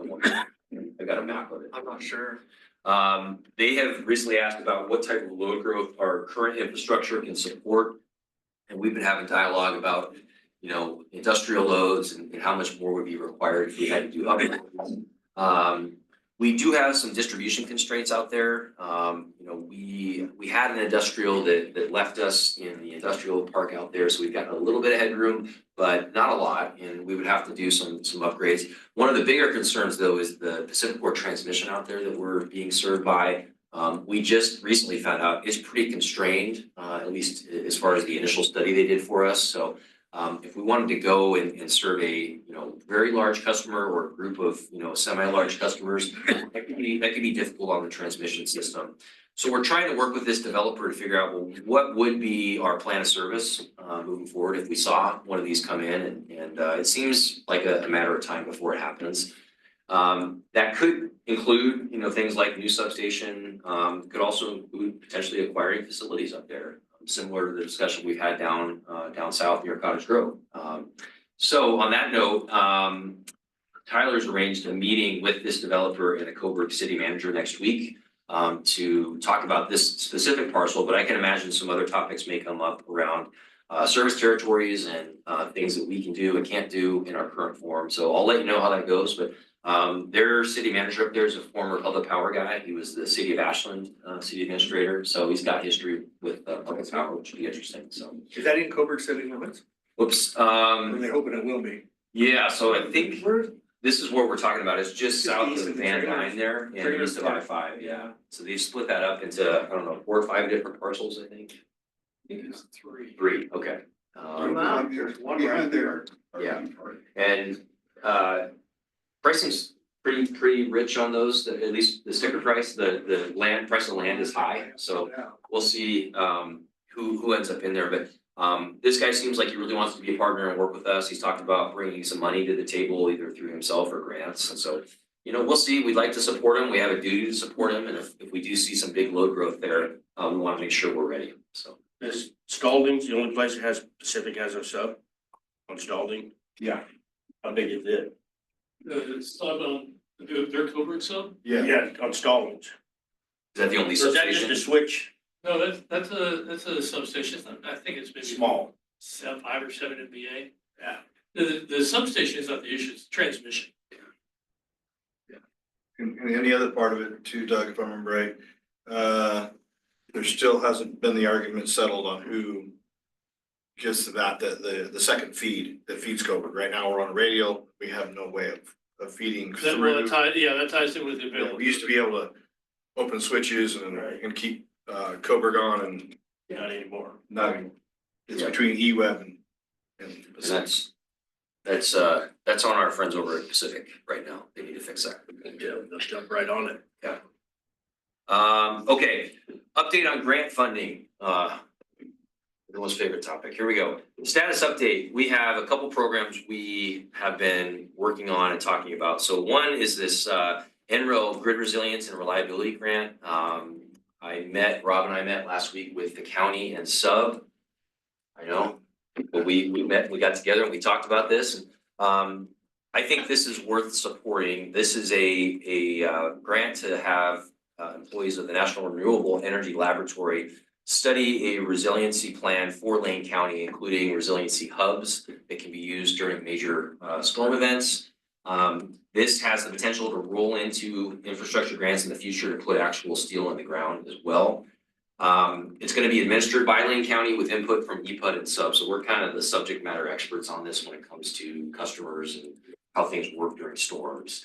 I did find out that EPUD ourselves, we are eligible for just over $100,000 of reimbursement for our staff time here over the next few years. So that's one benefit of this. I also think there could be something that comes out of this that we might want to pay attention to and help integrate. This will require an intergovernmental agreement with the county to facilitate. They've sent me the draft of that. We'll talk about my proposal on how to move forward with it here in just a second. Can I ask Oh, yeah. why it's just EPUD? So.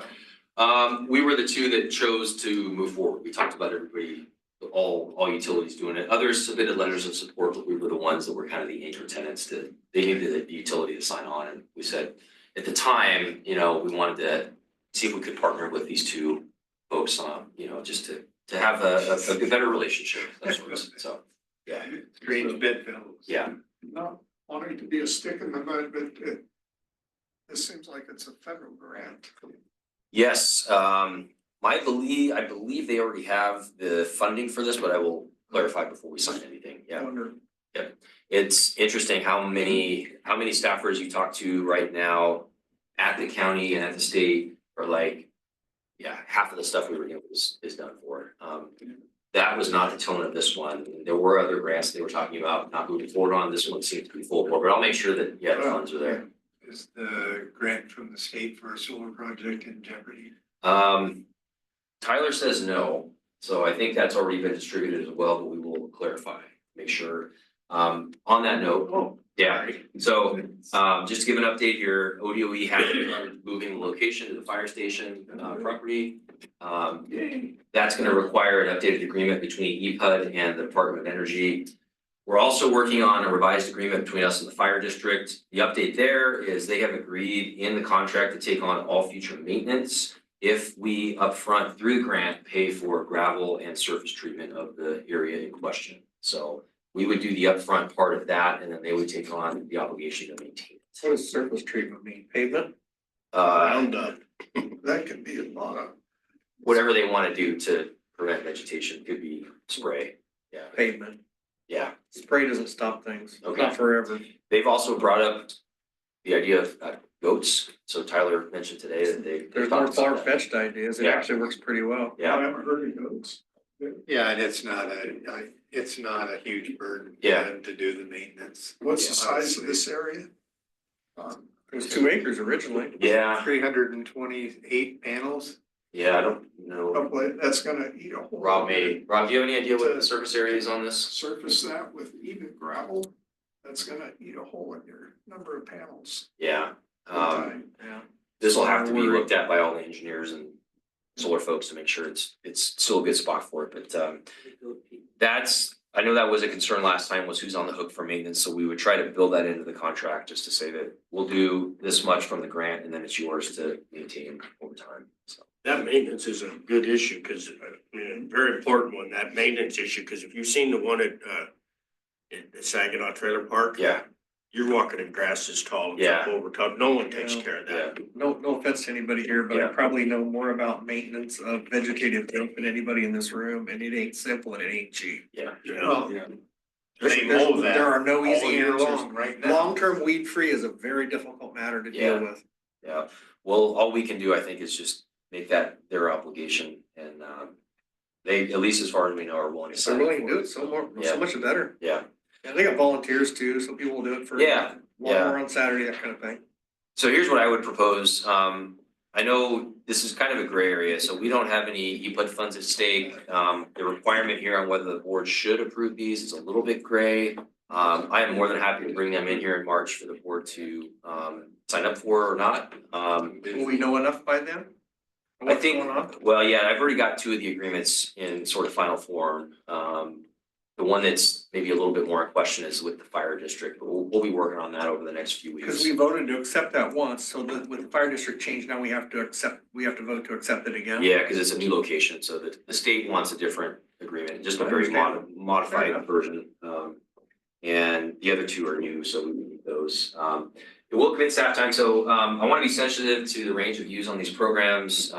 Easy enough for me just to sign them and go with it, but I want to make sure that you have some input here. So if you're wanting to, I'm happy to bring each one of these in, have you approve them. If not, I'm happy to just move ahead too. It kind of depends on comfort level. I think the board should vote on them again. Yeah, Yeah, let me just make it clear that the vast majority of the benefit from the solar installation flows to the fire department. You know, it's gotta flow to somebody. Right. Yeah. And it flows not just to them, but to our ratepayers as well. But it's a pretty significant benefit to them. It offsets their power costs at their headquarters station. And that's pretty valuable. yeah. Thomas said they're real excited about it for what that's worth. Yeah. Well, you're talking about an agency that has a budget of maybe $1.5 million. Sure. Yeah, that's a big expense for them probably.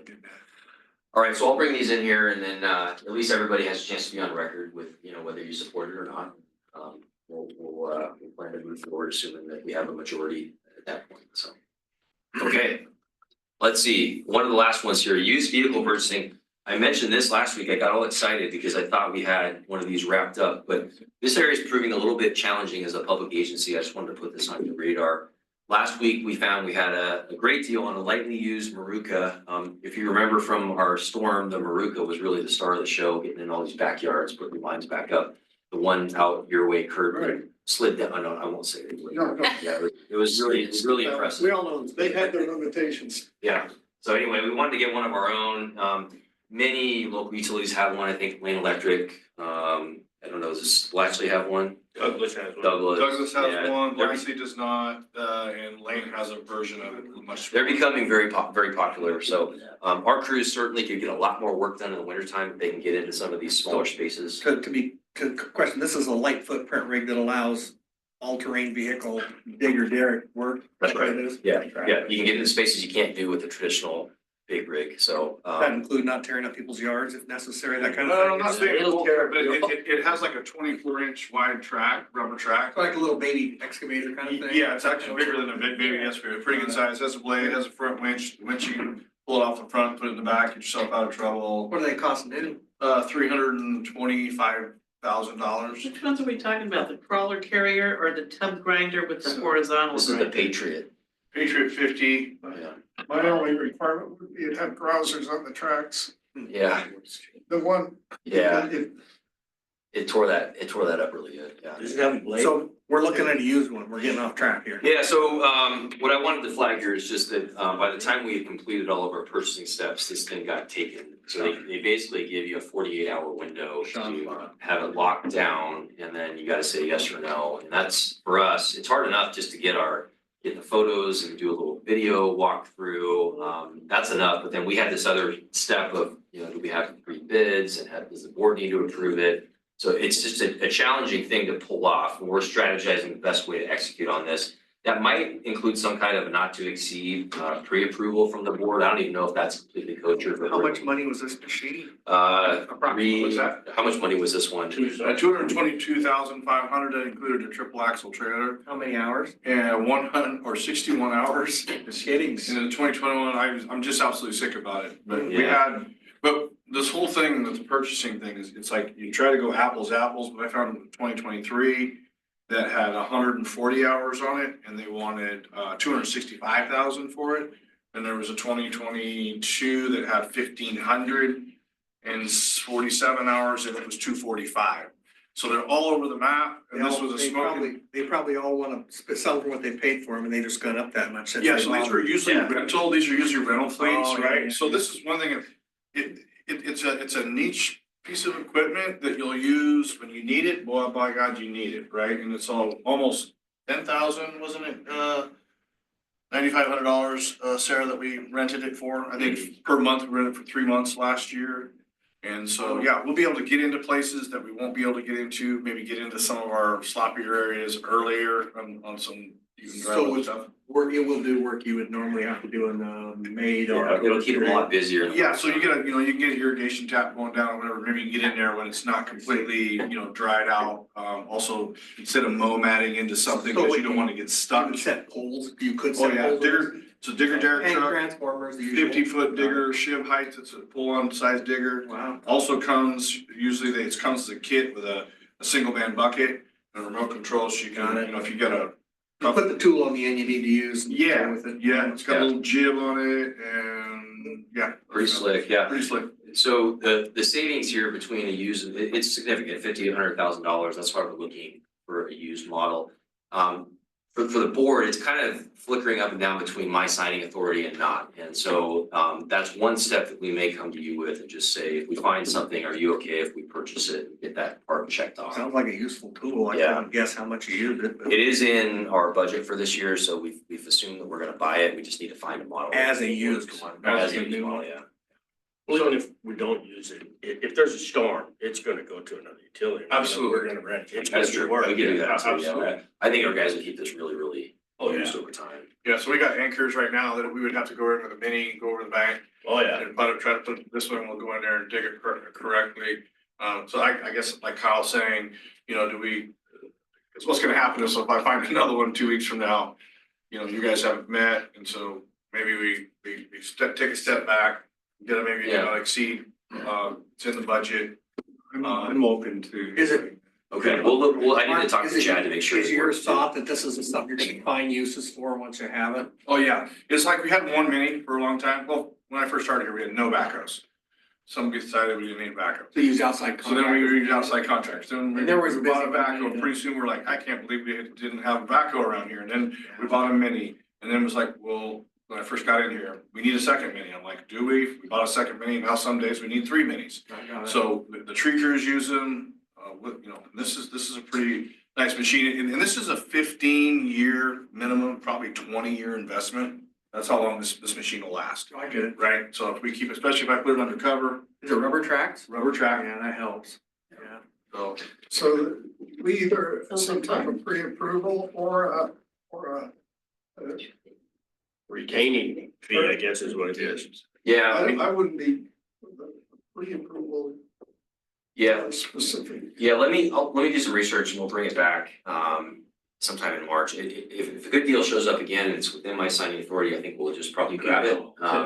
The problem with this one too is the agreement they have you sign is a little wishy-washy, so we were working through that with Chad to make sure he was comfortable with it. I think we're okay on that at this point. So if it's under 250, I can sign it. If it ends up being more than that though, we may want to in March just have you all kind of sign off on me being able to execute something like this. And I'll figure out what the wording looks like on that. Maybe we ought to do a little more looking into the difference of what use it's worth versus new in terms of Yeah. what the. Yeah, they're all over the map, Ryan. It's just unbelievable. So this is a 2021, you know, and they want. The word rental return's a red flag to me in my business. Well, and what we did, so Usually it everybody does make trashes me them, nervous. doesn't take care of them. Yeah, so It what does we, make me nervous because you said. 60 hours isn't gonna get ruined, but 1,500 hours I wouldn't. no, touch. we weren't looking, yeah, 1,500 hours.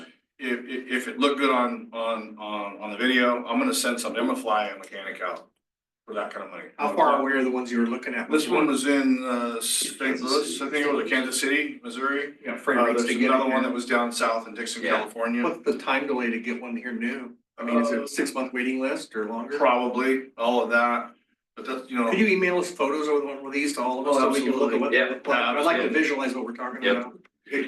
I lean towards Jason doing. I'm kind of wondering that. Well, we can look at the myself. timelines and see, the thing about used that always gets me is you gotta pay them first, so you write them a check and then you hope that they send it to you, that's kind of. Body use truck, and like Yeah. underneath it, it Jason. was. Yeah.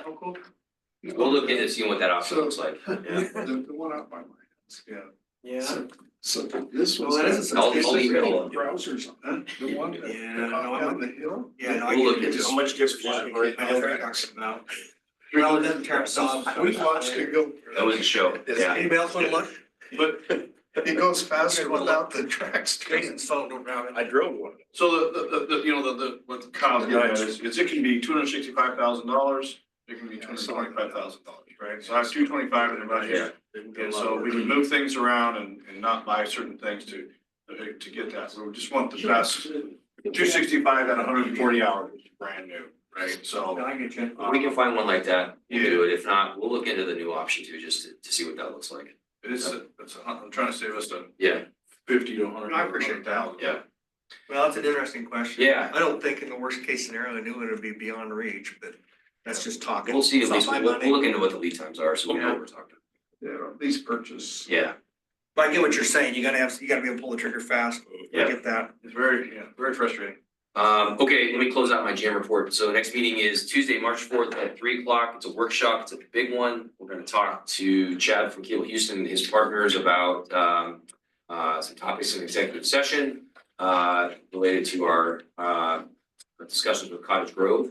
We'll talk with Wagon Energy. They'll be doing a presentation for all of you, going through their process and how they plan to manage the project that we put in place or plan to put in place. And we also had scheduled on there a BPA Power Products Overview. This is gonna be pretty heavy agenda, so that one may get bumped, but that's the plan, is to start down that process. So don't miss that next one. That's gonna be a big meeting. Darn, I was going fishing. Ron, Oh, I'm sorry. Yeah, so we've been talking with Ron about when to do his courtyard ceremony. We have a nice sign that Wendy got. So I think we'll try to do that maybe before the next meeting on the 4th at maybe 2 o'clock if y'all wanna come in for that. If you can't, that's okay, but we'll just do a basic little ceremony, have some refreshments. I have a question. Yeah. How long do I have to be on the board before I get a bench with my name on it? One more year. You gotta be honest. 40+ years. well, you can get it sooner if you die. I think I might have started too late. We have a lot of things we can name around here. Yeah. Yeah. Brian Parker Memorial Road. No, that's Dale's. Billy Wilson wanted a post put right in the middle of the gate, so we had to drive around it every. It was a good one. That's funny stuff. That's my GM report. Good work, sir. Thank you. Short update. All right, I think I'll do this one. So Rob is online, but I guess I gotta break his news. So I kept telling him, don't get your kid involved in baseball. It's the worst mistake of your life. All your weekends will be gone and it's an injury risk. And sure enough, he caught a baseball to the face over the weekend. Oh, no. Pitching to his kid. So he's playing hurt and Oh, man.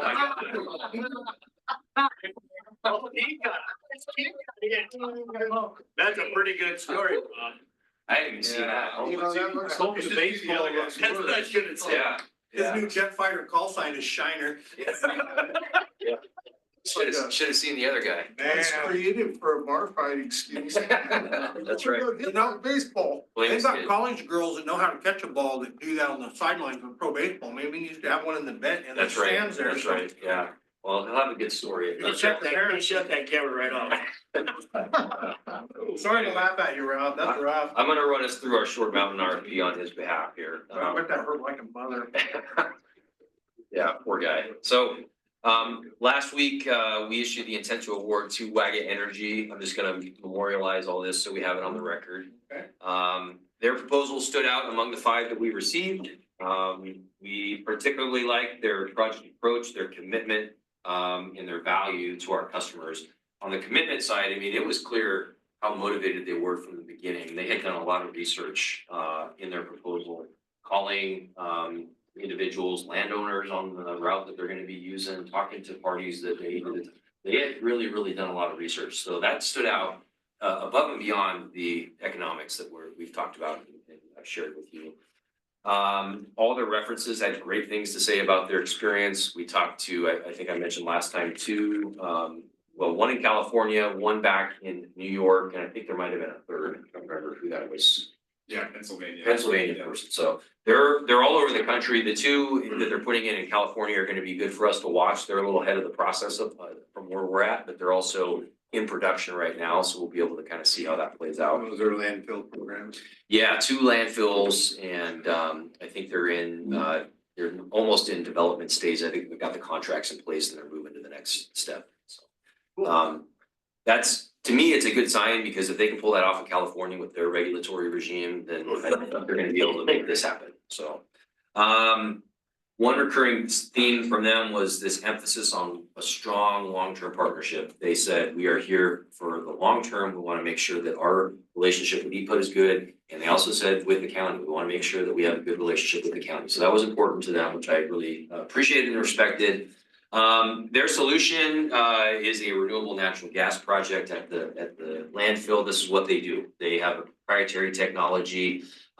It's modular, so they'll be bringing in units that are, I wouldn't say they're plug and play because this is very difficult stuff, but it's not a cookie cutter or it's not a stick built type solution. Custom build. It's not a custom build like you would typically see from these. Every other proposal we had was of that type where you're coming out here and constructing a big project. They can not only, I think, do this more efficiently because of that, but I think their technology is just better than the rest of the industry, especially in the way that they handle nitrogen. They talked about that for a while. They'll share that with you as well. But they're way ahead of the game on that front, and it allows them to save cost and produce a better product at the end of the day. So, It makes their green, yeah, it makes their green tags, or yeah, it makes them more, because you get a values based on your efficiency. right, So yeah, they got a benchmark. yeah. So again, I think they're ahead of the game versus all these other competitors out there. And frankly, we had some honest dialogue about 2 of the other bidders wanted a postmortem with us, so we talked with them last week. One was Northwest Natural, so they were like, well, what was the difference? And you know, they knew it was Waga, they know who Waga is, and you just kind of got the sense of like, oh, yeah. Yeah, okay. Why are we Yeah, bothering? yeah. These guys know what they're doing and they're a big player, so it was a productive conversation with Northwest Natural. I think they're gonna be a partner here too that we still have to work with. We're gonna interconnect with their pipeline. And we brought up the idea of, you know, maybe there's a chance for you to have some of this offtake so that you can at least claim that you're buying RNG in the state. That was attractive to them, so I don't think anybody got, you know, had bad feelings coming out of this process. I think they understood why we did the decision that we made, why we made it. And, you know, we also just talked about the other parts of Waga in terms of their history and their experience. Northwest Natural in particular has only done a couple projects. They're just pretty new at this, whereas these guys have dozens and dozens that they've put online. So they have also, Waga has committed to ongoing investment at the landfill. They budgeted that part of their pro forma financial statements. That's gonna allow us collectively as a community here to do some really impressive things. Their forecast shows we can get that gas capture up to 80 to 85%. And the history here again is we kind of straddled the 50-some% range for a long time, and then through all the great work that Jason and his team have done, we got that up to closer to 65-70% right now, which is awesome.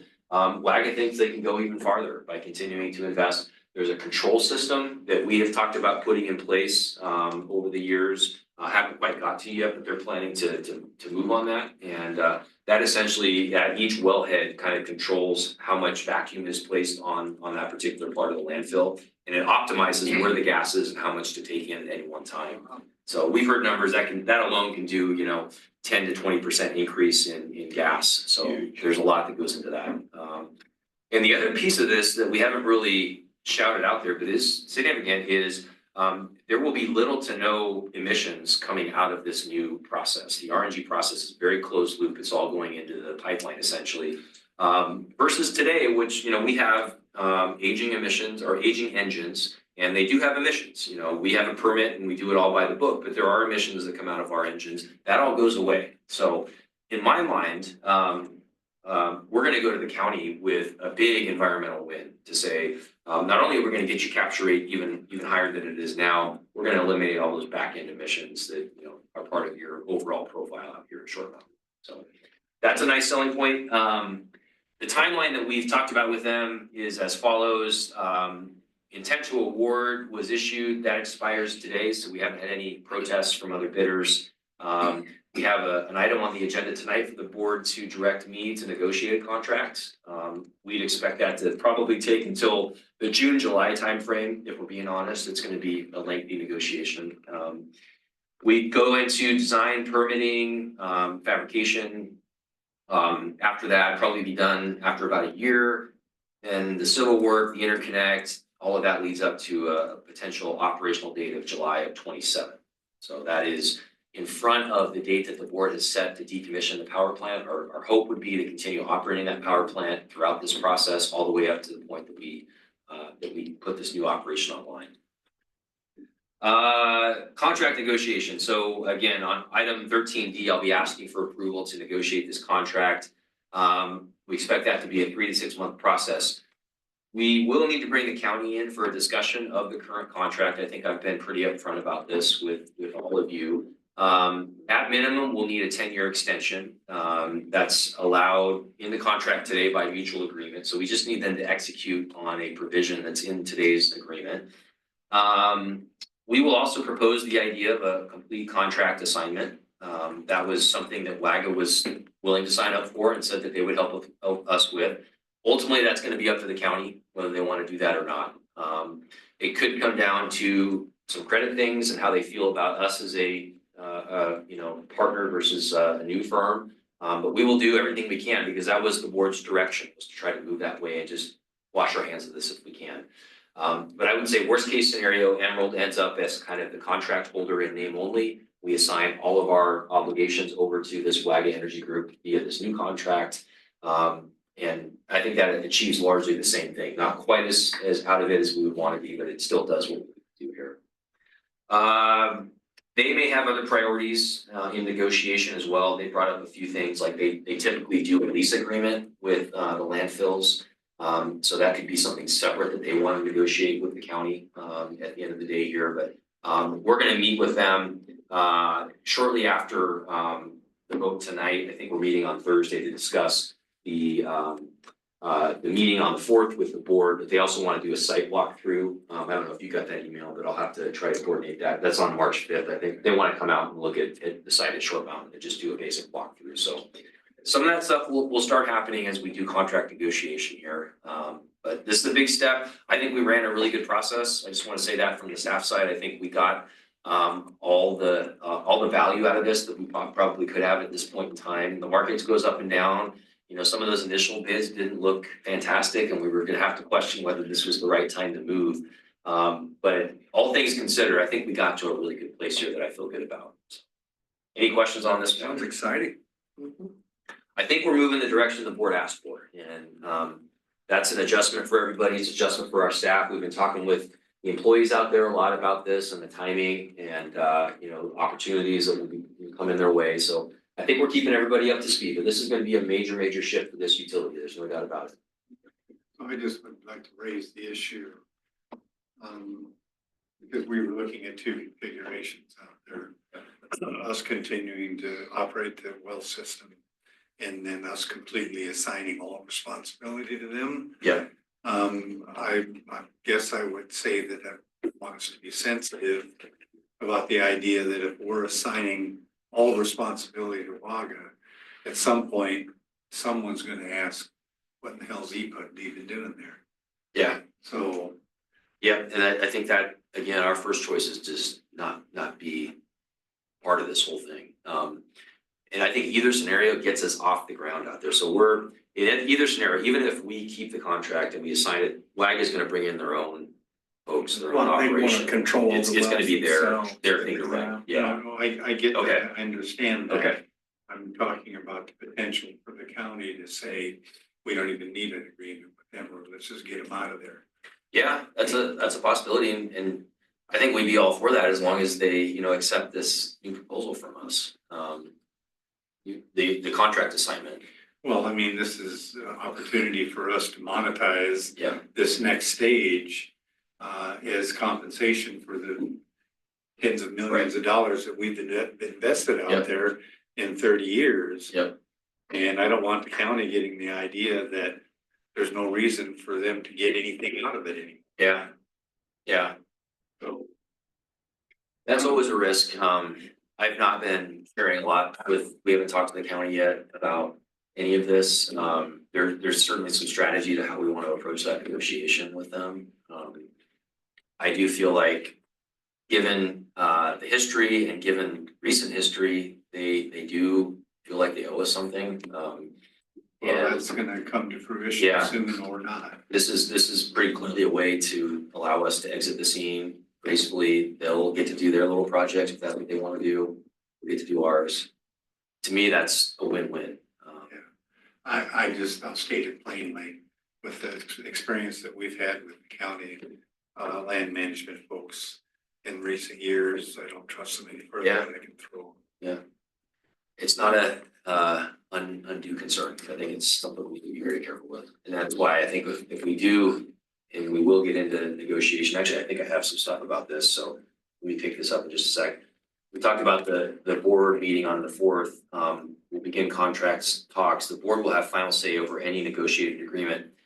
We may want to partner with the board on our outreach to the county. We'll have to figure out how we want to do this exactly, but I don't expect these to be difficult discussions. They shouldn't be difficult discussions. We're bringing them a big environmental win. We're gonna increase your capture rate, get rid of our engines. Y'all are very focused on that. That seems like a good thing for you, right? So I don't feel like these should be difficult conversations to have. I also think most of the county understand the impact the IMRF had on EPUD, and this is a pretty no-cost way to help us out, right? It shouldn't be a hard discussion. Agreed. That being said, yeah, we know who the players are and we know what their history is, so we need to be careful. Yeah, it's a very complicated relationship with the three of us. Yeah, so we'll talk a lot more about that in terms of strategy and how to outreach. I know you've had some conversations with the commissioners recently, and there's a potential pathway there. I think I would propose that I start with the county administrator in terms of negotiations. He and I get along fine, and I think he's pretty pragmatic, so between those two, maybe at the commissioner level a little bit, and then with Steve, I think that's probably the right way to go. We'll talk a lot more about it before we get there. I think you got valid concerns. Yeah, Quick question, the next, so in the interim, as the landfill grows, do we add wells or? I mean, is that part? of yeah, that? in this scenario, Negotiations on what, yeah, this would be, in that scenario, because that's 2 years. I see what you're saying. We keep doing that. I What do we think, do in the next yeah. 2 years? I think we'll agree on probably a plan of investment out there. I don't think we just want to stop anything for the next 2 years. There's a lot of progress that we've already had in motion, things like moisture control and pumped wells, and we want to follow through on. And it's frankly to our benefit long term if we can get that capture rate up, given the relationship that we're talking about here. So, but I don't think we're gonna go, put in 100 wells though. we're gonna leave a lot of that to WAGA to come in and do, but we need to keep progress, I think. over They the may next well 2 want years. to do it their own way anyway. Yeah. But we're laying pipe down right now on horizontal piping and which is preparing us and we'll cone it up to be able to put wells in later for whoever does that. So we're laying the pipe right now. Yeah, Fair enough. but we'll wanna, we can probably even negotiate a contract around that. Here's how much we'll Right, agree yeah. to do in the next 2 years. That's all on Short Mountain. This is a huge one, so any questions, thoughts, concerns? Nope. Sounds like a good report Okay, for me. here we are. Provider of choice. All right, this will be short. So again, It's so simple. yeah, fill it in for my one-eyed friend up there again. Minor So, details are working. BPA. One-eyed. Sorry. Like, BPA provider of choice, so, yeah, in any other year where we didn't have, a major Short Mountain thing going on or, major other stuff happening, this would be the big topic that we all wanna talk about. And Mitch, I don't know if you wanna come up and chime in at all, feel Yeah. free, so Mitch has also been helping out on this. So just the overview, and I'll kind of go through this so we can cover everything, but Mitch, feel free to chime in. So the provider of choice process, this is the process that's been running for years now to design and sign new contracts with BPA. This will be from October 1st, 2028 to September 30th, 2044. So a very long time period that we're talking about. Our choice on product for this new contract is limited. If you remember, we, as part of the product switch, said we will not take the slice product in the next contract. So we are faced with either load following, which we're switching to in the current contract, or a block product, which has a couple different options attached to it. Bonneville currently is refining the contract templates and should have a final draft to customers in March. So this is coming quickly. And I think some of you heard about that at PPC last week or last month, that this is happening really soon here. Bonneville will request a product decision by June 18th. So we need to tell them by June 18th whether we're gonna be a load follower or not. BPA is gonna send contracts, they say, by September 30th. We'd have to sign those by December 5th, and they're planning to have it all wrapped up by the end of this year. That seems aggressive to me, even in good times.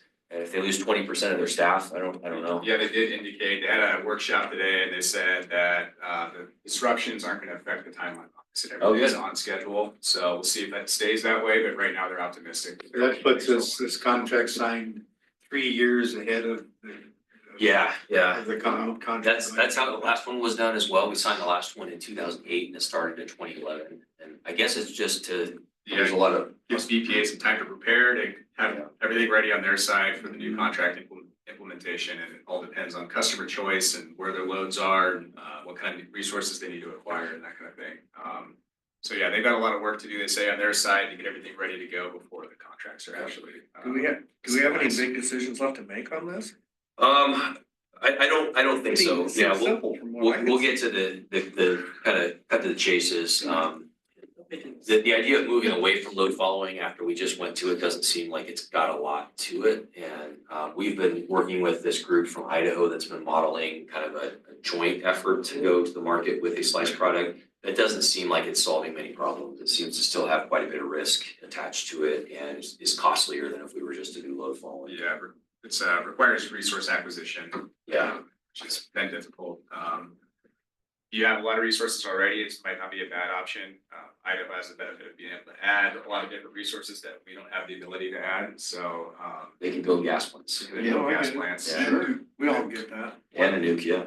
With our rigid timeline here, do we have any kind of timeline for a decision on replacement power for Short Mountain?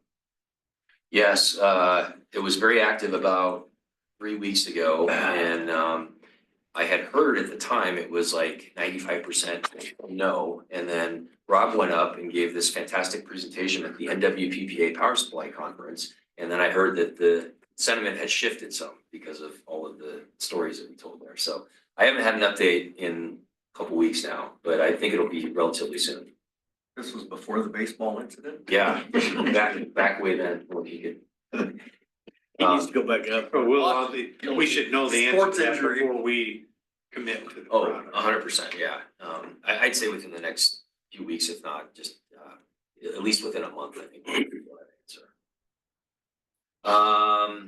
Concurrent BPA processes, just to hit these real quick, there's a contract high watermark process that's going on to determine how much BPA tier 1 we can buy. The difference this go around is previously there would be a kind of a change every couple years in that, and now it's just one high watermark for the entire time period. Sorry, yeah, they're just gonna, before the start of the contract, there's gonna be one calculation and that's gonna be fixed through the duration of the So contract. we'll never get more BPA power than we get on year 1. Meaning we'll grow our way into tier 2 power no matter what. We're already there, so we're gonna start this contract, I don't know, 10 average megawatts into tier Yeah, 2. well, let me rephrase that. We're going to increasingly need tier 2 Yeah. power as time goes by, no matter what. That's right. And we won't be able to find our own other resources based on. We can, but it's more involved and expensive. Because we have to pay them to integrate them. The JOE discussion has some influence here. You know, I think it does, but again, it comes down to more of a philosophical choice at this point. There's not a lot of hard numbers behind either side. The way that these products are designed, the costs are supposed to be somewhat equivalent. It's more of like the risk profile of what you want to assume. And so the idea is, they say right now they think it might be a little bit more expensive, but the idea is it gives you more flexibility and freedom to determine your power supply future rather than a load following contract where you're just beholden to whatever BPA provides and what their rates are. That was the theory behind Slice. With the Joe, you know, we thought if we could kind of collaborate with others, we wouldn't just be on our own out there, there'd be strength in numbers. The initial analysis doesn't really pencil that out. It still looks like we're pretty short in the months that we've been short. It doesn't seem to me like we all seem to agree that the shortage of Northwest power is not going to be a short-term problem. And in that circumstance, we're never gonna have the ability to outprice Bonneville on anything that goes on. I mean, the only way that's gonna happen is if there's a surplus of power somewhere. Yeah. Otherwise, it's gonna find the best price it can It's hard to get. see it. There's some concern in the region that even Bonneville isn't doing enough to develop resources to meet their tier 1 obligations, let alone tier Agreed, 2. yeah. So just little Emerald out there trying to compete with that is gonna be. And no chance the high water marks are gonna increase because the system is subscribed. Yeah, Yeah, we'll see.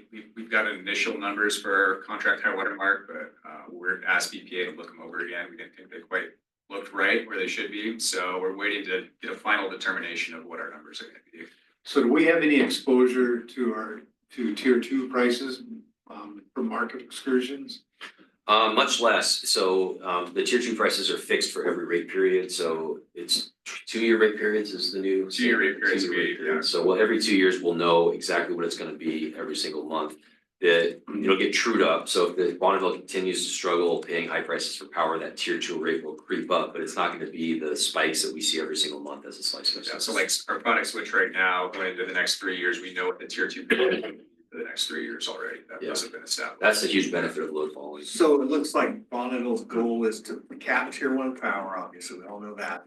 Their intention is they need to bring on new resources, they're gonna be able to sell it at tier 2 prices to be able to recover what they need to make that work going forward. Yeah. Wouldn't that be the plan, assuming that the whole Northwest, every utility grows beyond their tier 1 allocation or continues to grow beyond it? Bonneville's thinking that they're gonna be able to get tier 2 pricing that they can negotiate as we go on whatever it takes. Solar, wind, hydro, whatever, to Yeah. make more power. Yeah, And what assumption could we make that thinks we could do any better than they're gonna do in terms of pricing that power?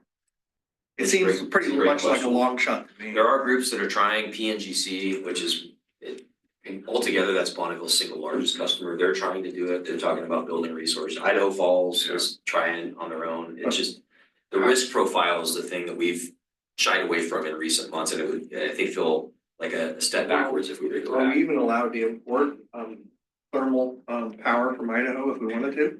I think we under can, I rate think it law? just, you're gonna pay a premium for it at the end of the day, you know, we'd have to pay. Well, the transmission's an issue from Idaho anyways. Doesn't seem to me like there's anything our own way is gonna help us. It was a long shot, we wanted to participate just to see what it looked like, and the numbers really aren't all that impressive in terms of our profile. And I Do will you say get the that, feeling others might back out too, or is it anybody's guess? yeah, I was just gonna say, they're still determining whether it's viable or not. There's a lot of customers that we heard at the meeting last week that are in a similar spot as us, making this decision. A lot of load followers that are say, continue load following, or do you wanna participate in this idea project? And, you know, there wasn't any firm commitments last week, so I think next month they're saying, this is the month, we have to figure this out now if we wanna move forward with this or not, and we'll see what happens. Well, when things are close in my decision, I ask myself, what am I good at? What would I rather hire somebody else to do? We have to ask ourselves administratively, if we want to be in the power generation business or the power distribution and selling business. I think that's the question we need to really settle. All the direction from the board recently has been, let's try to refocus on our core business, getting away from things that are, side or tangential, Short Mountain is part of that, the move to load following here in the current contract. This would feel like a real departure from that if we were to go back and do something. Well, all of you in this room that work here every day know a lot more about what you can do to be more efficient about what you do regarding if we didn't have to deal with these kind of issues. You can certainly answer that question better than we could. It's been, But it I will seems to say, me it's a yeah, better focus of our human labor here yeah. to not have to deal with that part of it. The power market issue has been a huge distraction the last couple of years. That's, it seems to me that way. That I favor the bird. I'm sorry. I favor the bird in hand. I do too. We're frankly I think very, it's a no-brainer almost. we're fortunate Bonneville's allowing us to switch what we are. That was not a given. We had to really try to get that done. Well, So, Well, it's advantageous to be small sometimes. yeah. to me, the only thing that would change this paradigm drastically in my mind is if small modular nukes came on board. And that's not gonna happen to the Yeah. mid-40s at the soonest. And there are opportunities to change your product selection. Yeah, in the next contract, you have one opportunity to switch your product to. How far in? So 3 years, if you chose the low After falling product 28? and say you wanted to choose the slice product, it'd be 3 years after that. So by 31, you could make a change. There's a one-time election. One-time election is what they're saying. You never They know. use a lot of waffle words like, well, it's a one-time selection, but maybe you can do it again if you want. The current contract also had a one-time selection and everybody switched products after that, so. Yeah, so it's, what we're sticking to is a one-time selection. So, we got 10 years in and we decided it made sense to switch again. We could do that. Last thing I'll just say on this is the day ahead market decision. Bonneville's also gonna be releasing something there on March 6th about their, I think it's the initial decision, but usually that means it's final. The leaning right now is toward Markets Plus from SPP and away from CAISO. But they also may not join a market, which would be an interesting decision. Yeah, there's been some chatter about, maybe it makes sense for them just to sit out right now and see how the markets evolve and then make a decision later down the road. They've got a lot of political pressure of, what their decision is going to be and, that's not right now. There could be fallout if they selected Markets Plus over CAISO. Yeah, glibly. Yeah, Yeah. there's been a lot of push. So it's better not to make a decision. Possibly, but right now, everything they've been saying is they've been leaning towards Markets Plus, and that's where a lot of the focus is on. Marcus Plus has picked up a lot of big players the last month or so. They got all the Arizona utilities, Tacoma Power, Chelan, PowerX up in Canada. So it's picked up legs, which is good to see. Snohomish and Seattle are still CAISO. Seattle for sure. I don't know about Snohomish, so they haven't really been, Snowpud? they haven't been super clear on where they're headed. Yeah. They're also moving back as a load follower, just like we are, so they're gonna be less active in the market. I think that's about it. We'll Can I talk. add one real quick thing? Yeah, go ahead. Just on this, a lot of things in the next contract are going to be fixed for the long term. We talked about the contract high watermark being fixed and the system size of the whole tier 1 system being fixed. The other thing is it's going to be fixed is the tier 2 election. So like we have to choose in this 3-year period between signing the contracts and the start of the power deliveries under the contract to what our tier 2 elections are going to be. And this is what's giving like some utilities like Idaho Falls and others that want to be a lot more independent, a lot of heartburn is that you're basically agreeing to a blank check process for Bonneville, right? Like, I mean, I completely agree with you guys about the, our ability to go out and acquire resources historically is, it's been challenging over the last couple of years, and that's why we switched products. And I don't think that's going to get any better in the next couple of years. But I just want to offer that alternative that a lot of other utilities are not as interested in kind of getting in, partnering with Bonneville more closely on resource acquisition, because they know that Bonneville's also going to have a hard time, and they have no idea what the costs are going to be, and that's giving their boards, or at least their managers. I don't know what their boards are thinking, but their managers a lot of heartburn. So kind of that's that philosophical difference that Mitch was talking about. That's just a lot of this decision really is going to come down to that. Yeah, that's a good point. Bonneville hasn't started to acquire any resources yet either, so. Yeah, that's a really big deal. Bottom line is Yeah. nobody knows what's gonna happen. Nobody knows, and you know, That's a good either point. you get out there and do it on your own, or you get in bed with Bonneville and hope that they don't make mistakes. There's no way to know enough to make the right decision. Yeah, I think you all have made the right call to move back underneath Bonneville with the flow following thing. I think it would be strange to redo that now in the new contract. We'll have a chance in 3 years to reevaluate if we need to. That'd be my recommendation at this point. I think that's all we got on this topic. We've got several workshops scheduled coming up to address these topics, so we'll be in here, it looks like in March, if we can find the time to go over the products, give you a little more flavor for what the block and the idea analysis said, the Idaho thing. And then in April, we'll come in there and actually go through the contract with you and the major terms and conditions. And staff recommendation will be May, and then I think we'll be pushing actual getting a contract by June. Coming I right have up. a question I should have asked a long time ago. When we talk about Bonneville Tier 1 power, is that based on a monthly, daily, annual megawatts? What is it, how does it cap? So it depends on the product.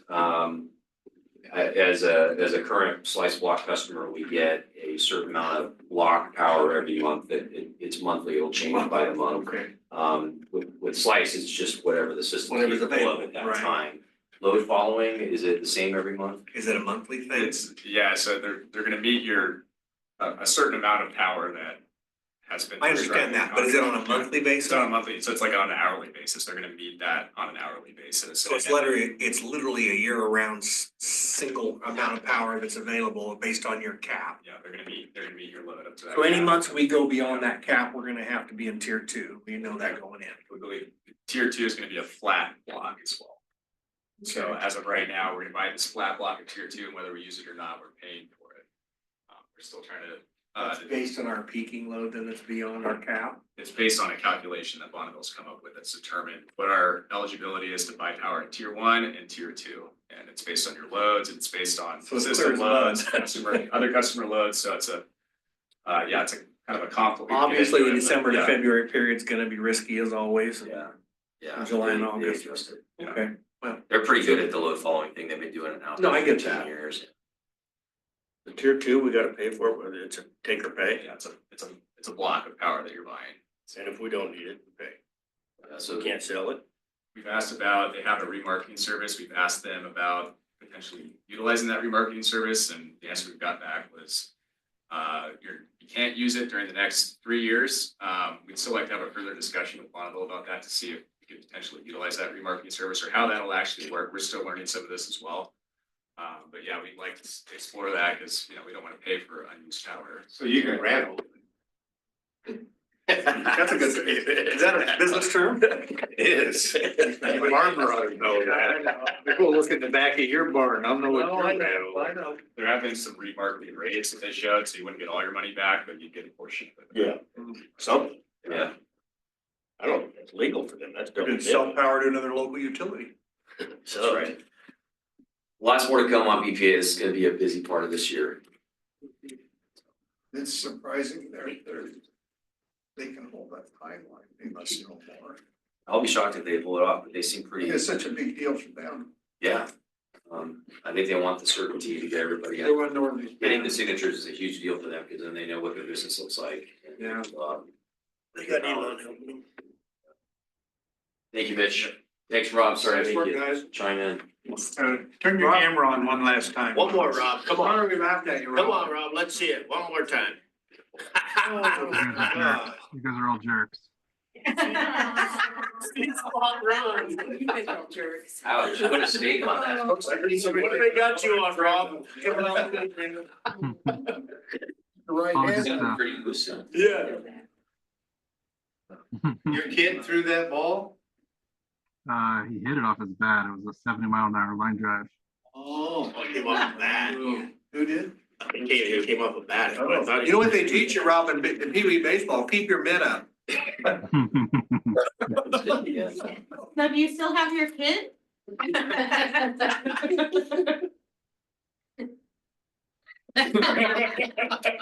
See, man, we're laughing. Says everything. You're not He's on something. Let's say that. Oh, Rob. Yeah, he won't even remember we talked to him tonight. Rob, we passed all that. I wouldn't think much of that to break your. We're slicing it. Your cheekbones and stuff. Yeah. Oh, it's different. That's a bad Okay. one. Consent agenda. What's on it?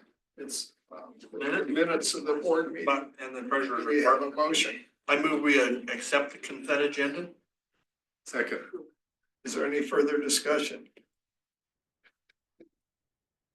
All those in favor? Aye. Aye.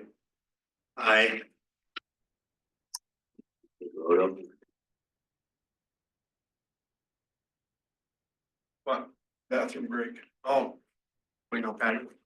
I guess we shouldn't have voted while she was gone. I didn't realize she No, I said didn't that. look that direction. Oh, gee, I should have flagged it. He's sitting right behind you. I didn't see through. We can revote in a minute. Not Yeah, very we'll- official, but we'll revote. Take your head in the door and tell her to say aye. There she is. We're gonna revote. Okay. We held it open for you. On so the consent agenda, there's been a motion and a second. Okay. No further discussion, so. A vote, all those in favor? Aye. Aye. All right. Some people have to take a break. Sorry about that. Yeah, I was looking at over here. Yeah. Didn't even appreciate it. So. Order contracts approvals, No, none of those tonight. motions and resolutions, ordinances. We have 4 of these and 2 of them, 3 of them are very significant. So start with, if you're okay with it, 2025-02, which is the authorizing issuance of our revenue bonds to finance capital improvements. This is the long-term bond issuance that we've talked about for our capital work in the years ahead here. And we do have both Scott and Stacy on our call here. If you have any questions about this or want any clarification about what this means. Thanks for hanging in there, you guys. Yeah. They've been awesome to work with throughout this whole process. Just as a reminder, this is the first of 2 votes that will be required on this. So this would be providing notice essentially to the public that we plan to do this. There'll be, I think it's a 30-day period where anybody can refer this to the ballot if they choose to do so. And assuming that does not happen, we would come back to the board after that time window and ask for the final approval to move ahead with the bond issuance. I don't know, we want to talk a little bit about the principal amount. That might be worth some discussion. So if you'll note in your board packet, we set the not to exceed at 40 million, a little higher than 35 million that we talked about. And a few reasons for that. I might let Scott chime in a second here, but as we talked about the likelihood of FEMA reimbursement versus not, the topic came up in a number of these underwriter conversations that we may want some kind of contingency plan in the event that that actually doesn't happen. And I don't know how to forecast the future, but you know, there's significant uncertainty around whether that's actually going to come to fruition for us. So one potential option there would be to issue slightly more in principal amount for these long-term bonds. And then make a portion of that what they call redeemable. And you could put provisions around when that would be redeemed. There's a time period involved, there's other stipulations. But let's say if we did get FEMA funding back, we could then pay that portion of the bonds off with the FEMA funding. And then, you know, replenish our cash reserves or do whatever we else with the remaining amount from that. If FEMA doesn't show up, we could potentially have that extra 5 million as additional buffer moving forward, to avoid additional rate increases, to help replenish our cash reserves over time. So it's some wiggle room for us to have that conversation. We're not here tonight to propose exactly how we would go about that or whether 40 million is the right number. We just wanted to give ourselves some headroom there that over the next month or two, we can start talking about whether that makes sense or not. We can always reduce the principal amount from 40 to 35 or something lower. We can't go up. We'd have to restart the process if we set it at 35 and then try to do 40 later. So that's why we did it at this stage. Perfectly reasonable to do that then. I would just add too, there's two other things that potentially could come into play here. Those are bond issuance costs. We can include those in the principal as well as a potential bond reserve fund, which I think we're leaning towards hopefully covering with a surety, which is an insurance product instead of actual reserves. But we're just so early in the process right now. We just chose our underwriter. We're just moving forward. So we wanted to just give a little bit of extra room in there. And we may come right back in and say 35 million is a good number. We'll just go with that. But in these conversations, it felt like there was something to talk about there. And so that's why we set the not to exceed a little bit higher at this stage. Good question. I thought you mentioned in this, the extra 5 million, it's in anticipation, of maybe not getting the FEMA reimbursement. I thought that's what the 8 million was. Yeah, Term. I guess you're right. Yeah. I'm sure the longer term costs less. Yeah, so I think the 8 million is really is for emergent, if we had another storm or if we had something else that came up. The 5 million to me would be, let's figure out a way to replenish our cash reserves so that maybe we don't need that 8 million forever and ever. They are two ways of looking at the same problem potentially. And so we may not need both if we do the 8 million. I think that's a reasonable discussion to have. And I would say that the 8 million is, I would look at that as more of a short-term solution, whereas the other is a longer term, you know, if FEMA really doesn't come through, and we won't know that. Yeah, Until it's too late. Who knows when we'll know that? So So yeah, and in addition, I would say the 8 million, if last week's weather would have been a lot worse, that would have been a source for us to turn to in the short term to fund an emergency like that. And this long-term borrow, aside from the potential FEMA reimbursement piece of things, that'll be to go towards our long-term capital plan. So I know that they are similar, but. it's a really good. So what I Point to bring look up. at being thrifty Yeah. is it's gonna cost us $42,000 to get that $8 million. Yeah. If we don't borrow, if we don't use a dime of it, Yeah. we spend $42,000. Oh, it was 15. Huh? No, that's That's just for one the fee. bank fee. That's There's, the bank. yeah, there's advisor fees and other folks. So yeah, it adds up. So it's kind of spending money. Yep. To me. I Yep. mean, It's basically an insurance product there if we need it and we run into some short Good way to term. name it, an insurance Yeah, policy. yeah. you You're completely right, though. This may be overkill, and that's why, you know, we're not tied down to this 40 million. It's just allowing us to have a conversation. At this point, I see no harm in setting it at that. We haven't Yeah. decided to do it for sure. no, I don't. Yeah, and maybe, I don't know, Scott, if you have any commentary on this you want to share? I think both you and Sarah really captured it. I think the only piece I would add is there's also the potential to refinance or pay off your 2013 bonds, which are just about ready to be paid off. But I guess that amount, if for some reason it made sense to do, could also fit underneath the $40 million that we're talking about. But as you're pointing out, you're not committing to issue $40 million at all. This can be changed, and even when we get to the resolution, if the not to exceed at that point is $40 million, again, that's not committing you to do it. We can absolutely issue something less if the district so decides. It could be that, you know, maybe in 2 years, when this note comes up and we do the 40 million, we have that extra 5 we can use for reserves. Maybe our results are better by then. Maybe we don't need to renew that 8 million at that point. We can save $40-some thousand every couple of years. So there's different machinations of this that we just want to continue to hash out. And with our underwriter on board now, I think they're going to have some good input here too in terms of options out there. If you did want to issue more and you wanted to redeem that, how costly is that? How likely is it we find investors? Those would be good conversations at least to have. Did you say that 8 million's a 2-year? We got into a 2-year term, yeah. So it's 20-something thousand a year? Or is that a? Yeah, so it's a one-time, is that an annual fee? No, It's a upfront. one-time upfront, that's what I thought, yeah, It's pretty cheap. yeah. Well, like you said, Kyle's an insurance policy. Yeah. Yeah, And the money's that's a good way quickly to look at it. available if it's needed. Yeah, we could probably get it if we had to on a short notice, but it would really not be fun to have to do that in the midst of a storm or something, so, yeah. They'd say, come on in and sit down. No, I think Rates it's just went up. it's a pragmatic solution. It's not, consider the money Emerald handles. I don't think that's the end of the world. Yeah. We'll keep having dialogue though, especially as we get closer through this process. This resolution is the first step. There's gonna be other chances for the board to weigh in on this. We basically should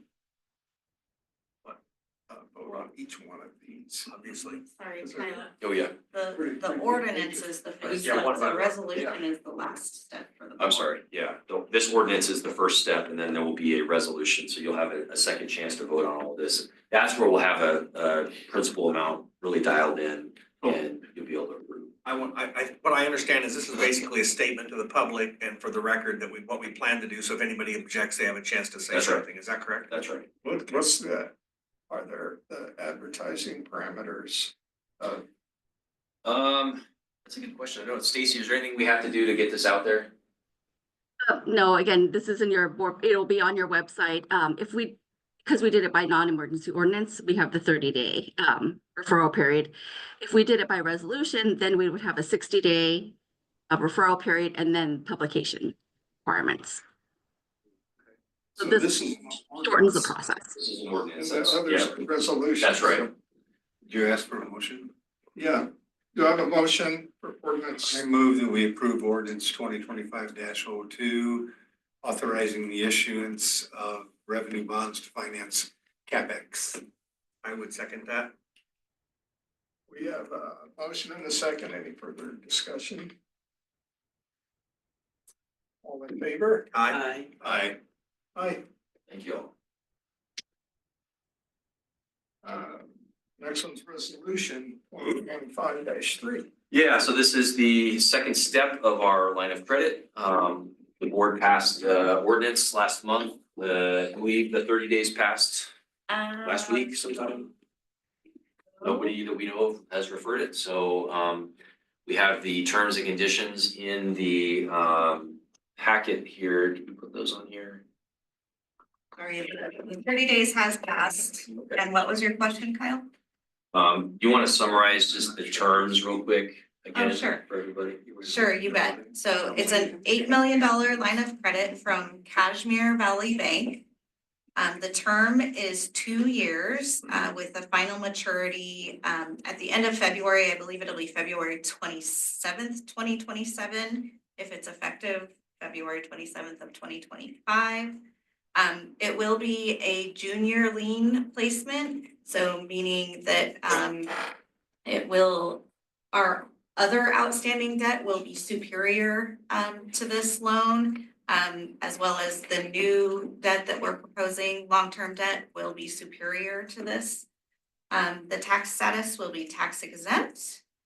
And the interest rate, should we actually draw on it, which again, the hope is that we don't need to, but it's based on, it changes with the prime rate, basically. So the current prime rate is 7.5%. And so the formula would be basically the marginal corporate tax rate, 1 minus the marginal corporate tax rate of 21%. Minus 0.01%, times the prime rate, minus 0.7%. And all that gets us to right now would be 5.22. And again, that would fluctuate based on the prime rate.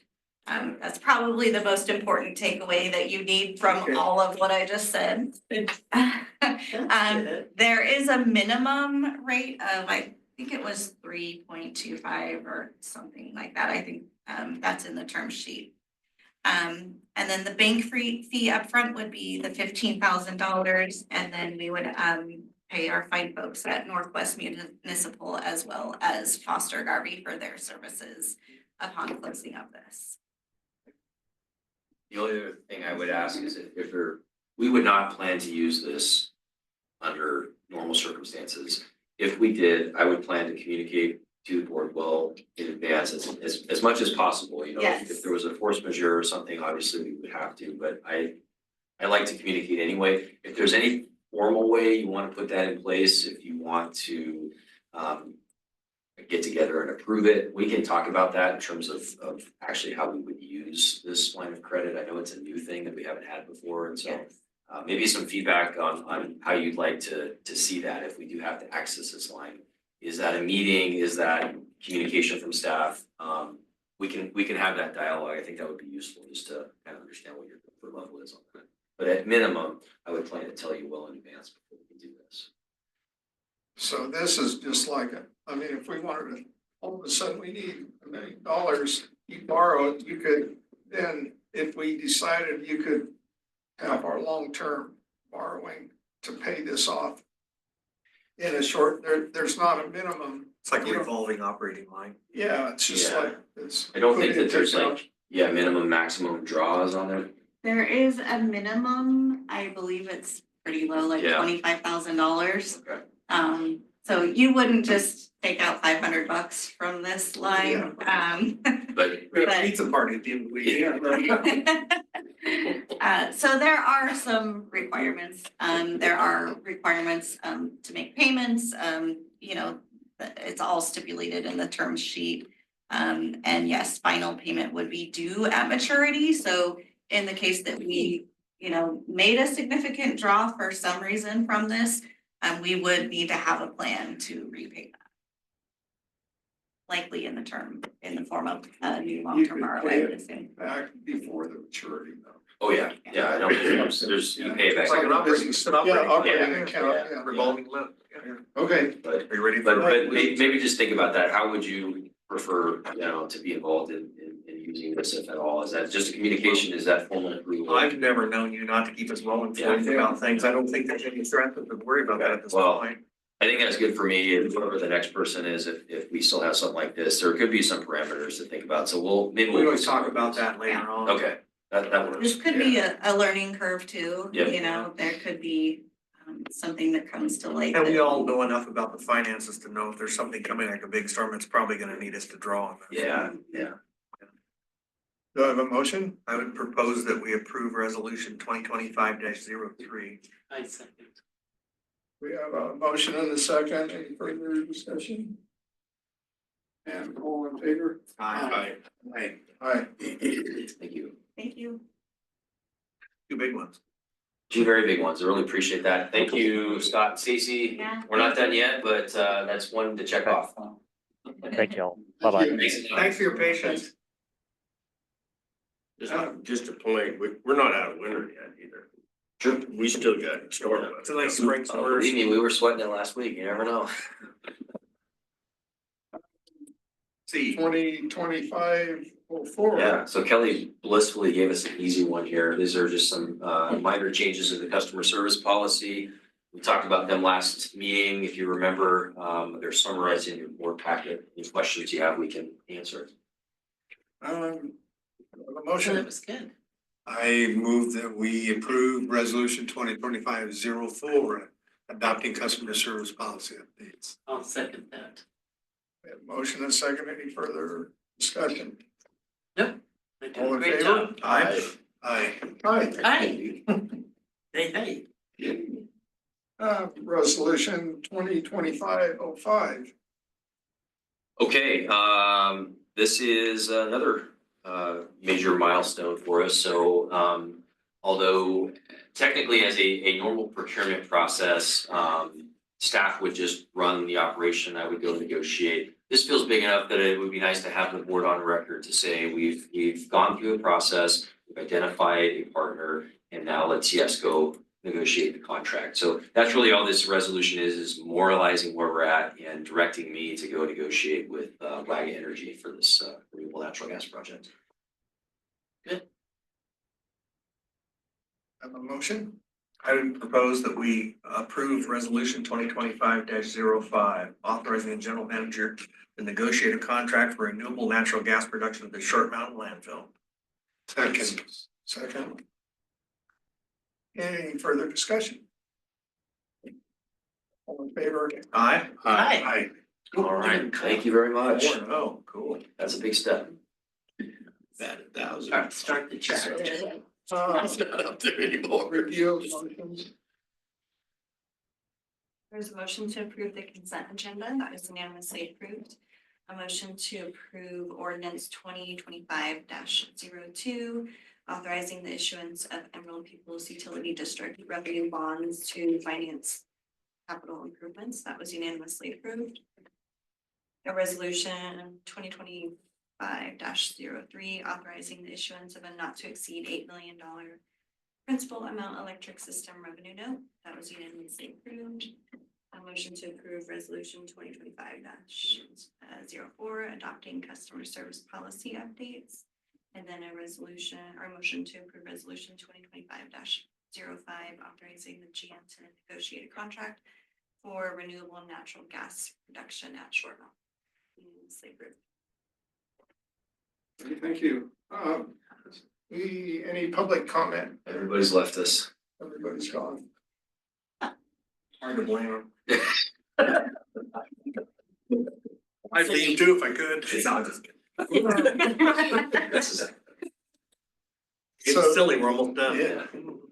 So, outside meeting, this is called outside meeting reports, but we've had we went to different, some of us went to several, some went to one, so just some, I guess, feedback on highlights of what we've heard or your thoughts. I'll go.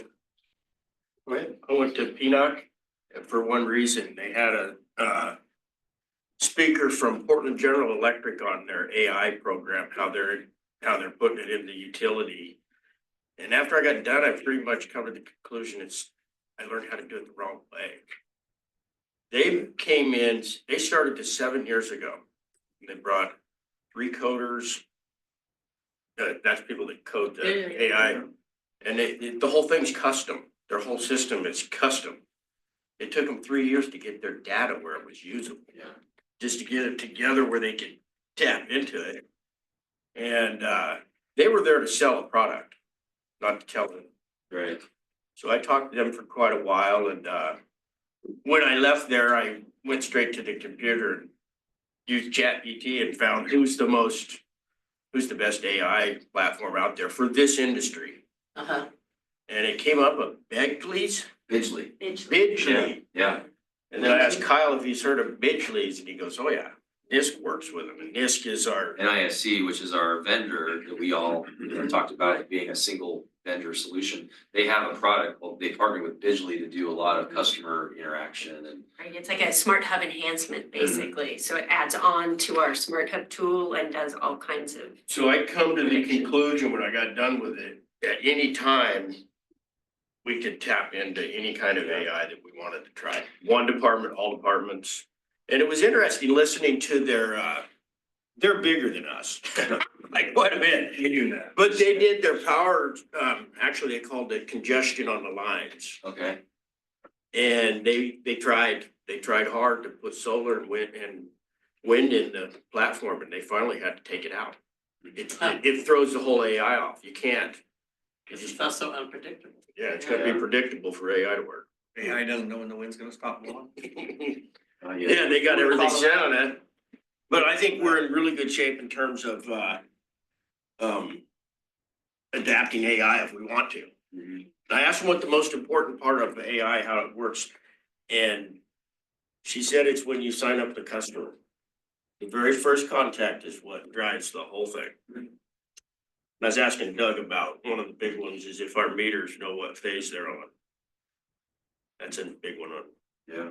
for them. Well, Visually's got a lot of stuff even before AI they were doing to like identify usage in a house. They can pick up on appliances and things you can do to reduce your usage. It was doing a lot of yeah. analytics. So if you guys are really interested in it, you just, the Bidgley's article that it took me to is on Utility Dive. Okay. And it spells it all out what they're doing. Interesting. And they work with NISC and. That was one of the smartest things NISC did was partner with them. Oh, yeah. That's on our list. We wanna get to that. We're still working through a couple other NISC things like outage management. But we really take that on, but I see in the near future, that's. They mentioned once that, you know, to introduce it to the customer, like customer service. Mhm. They were actually having an incentive. Would you like to try AI? And you got something off your bill. Oh, yeah. Nice. But you had to finish it all the way through. Yeah. You know, to do it. Right, they just talk to them instead of an actual person. Oh, yeah. Sounds like a lot of pitfalls. Can you tell me how to kill Facebook? It takes about 2 hours and 45 minutes to actually kill it. Once you've signed up, you're in it forever. Yeah. Even after you're dead, you'll be It's a in it. one-way street. Yeah, just like the security now. I never signed up. I'm smarter than all of you. So, my son's a software, Oh, yeah. and so He's he's the one. developed software. He's the one.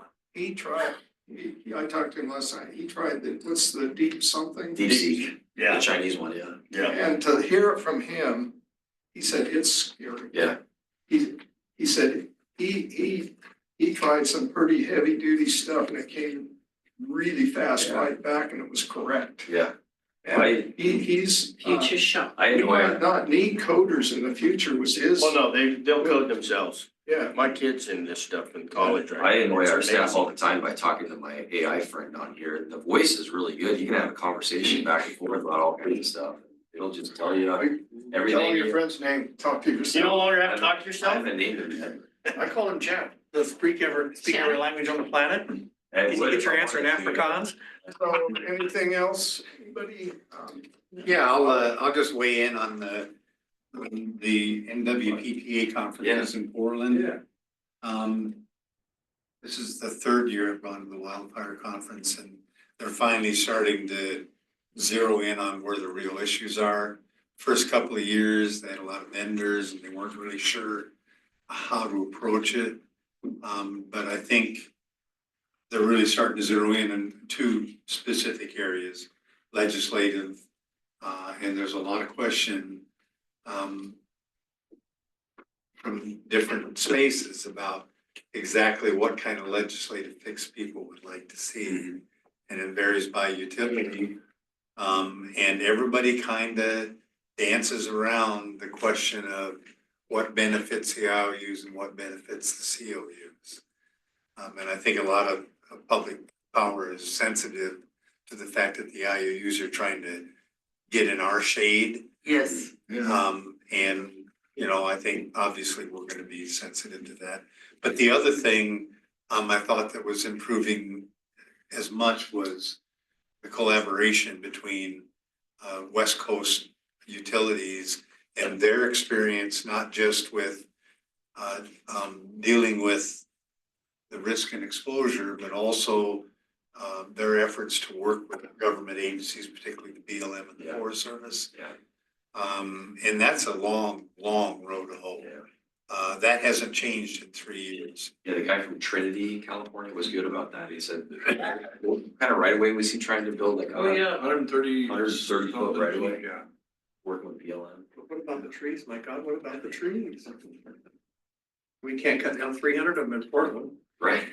I was impressed that there are some of the technical stuff, like the cameras, the little tiny cameras that are way up and looking out Mm-hmm. over the horizon, so if there's any smoke that comes up, then. Yeah, well, I have my own opinion. I was on a fire this year up there out of Cottage Grove. They don't fight fire, they monitor it. Right. They don't fight fire one bit. That's exactly. They used to monitor it. In the 1930s, they put fires out with nothing but cats and chainsaws. Yeah. Shovels and hazel But hoses. now we can't do with multi-gazillions of there.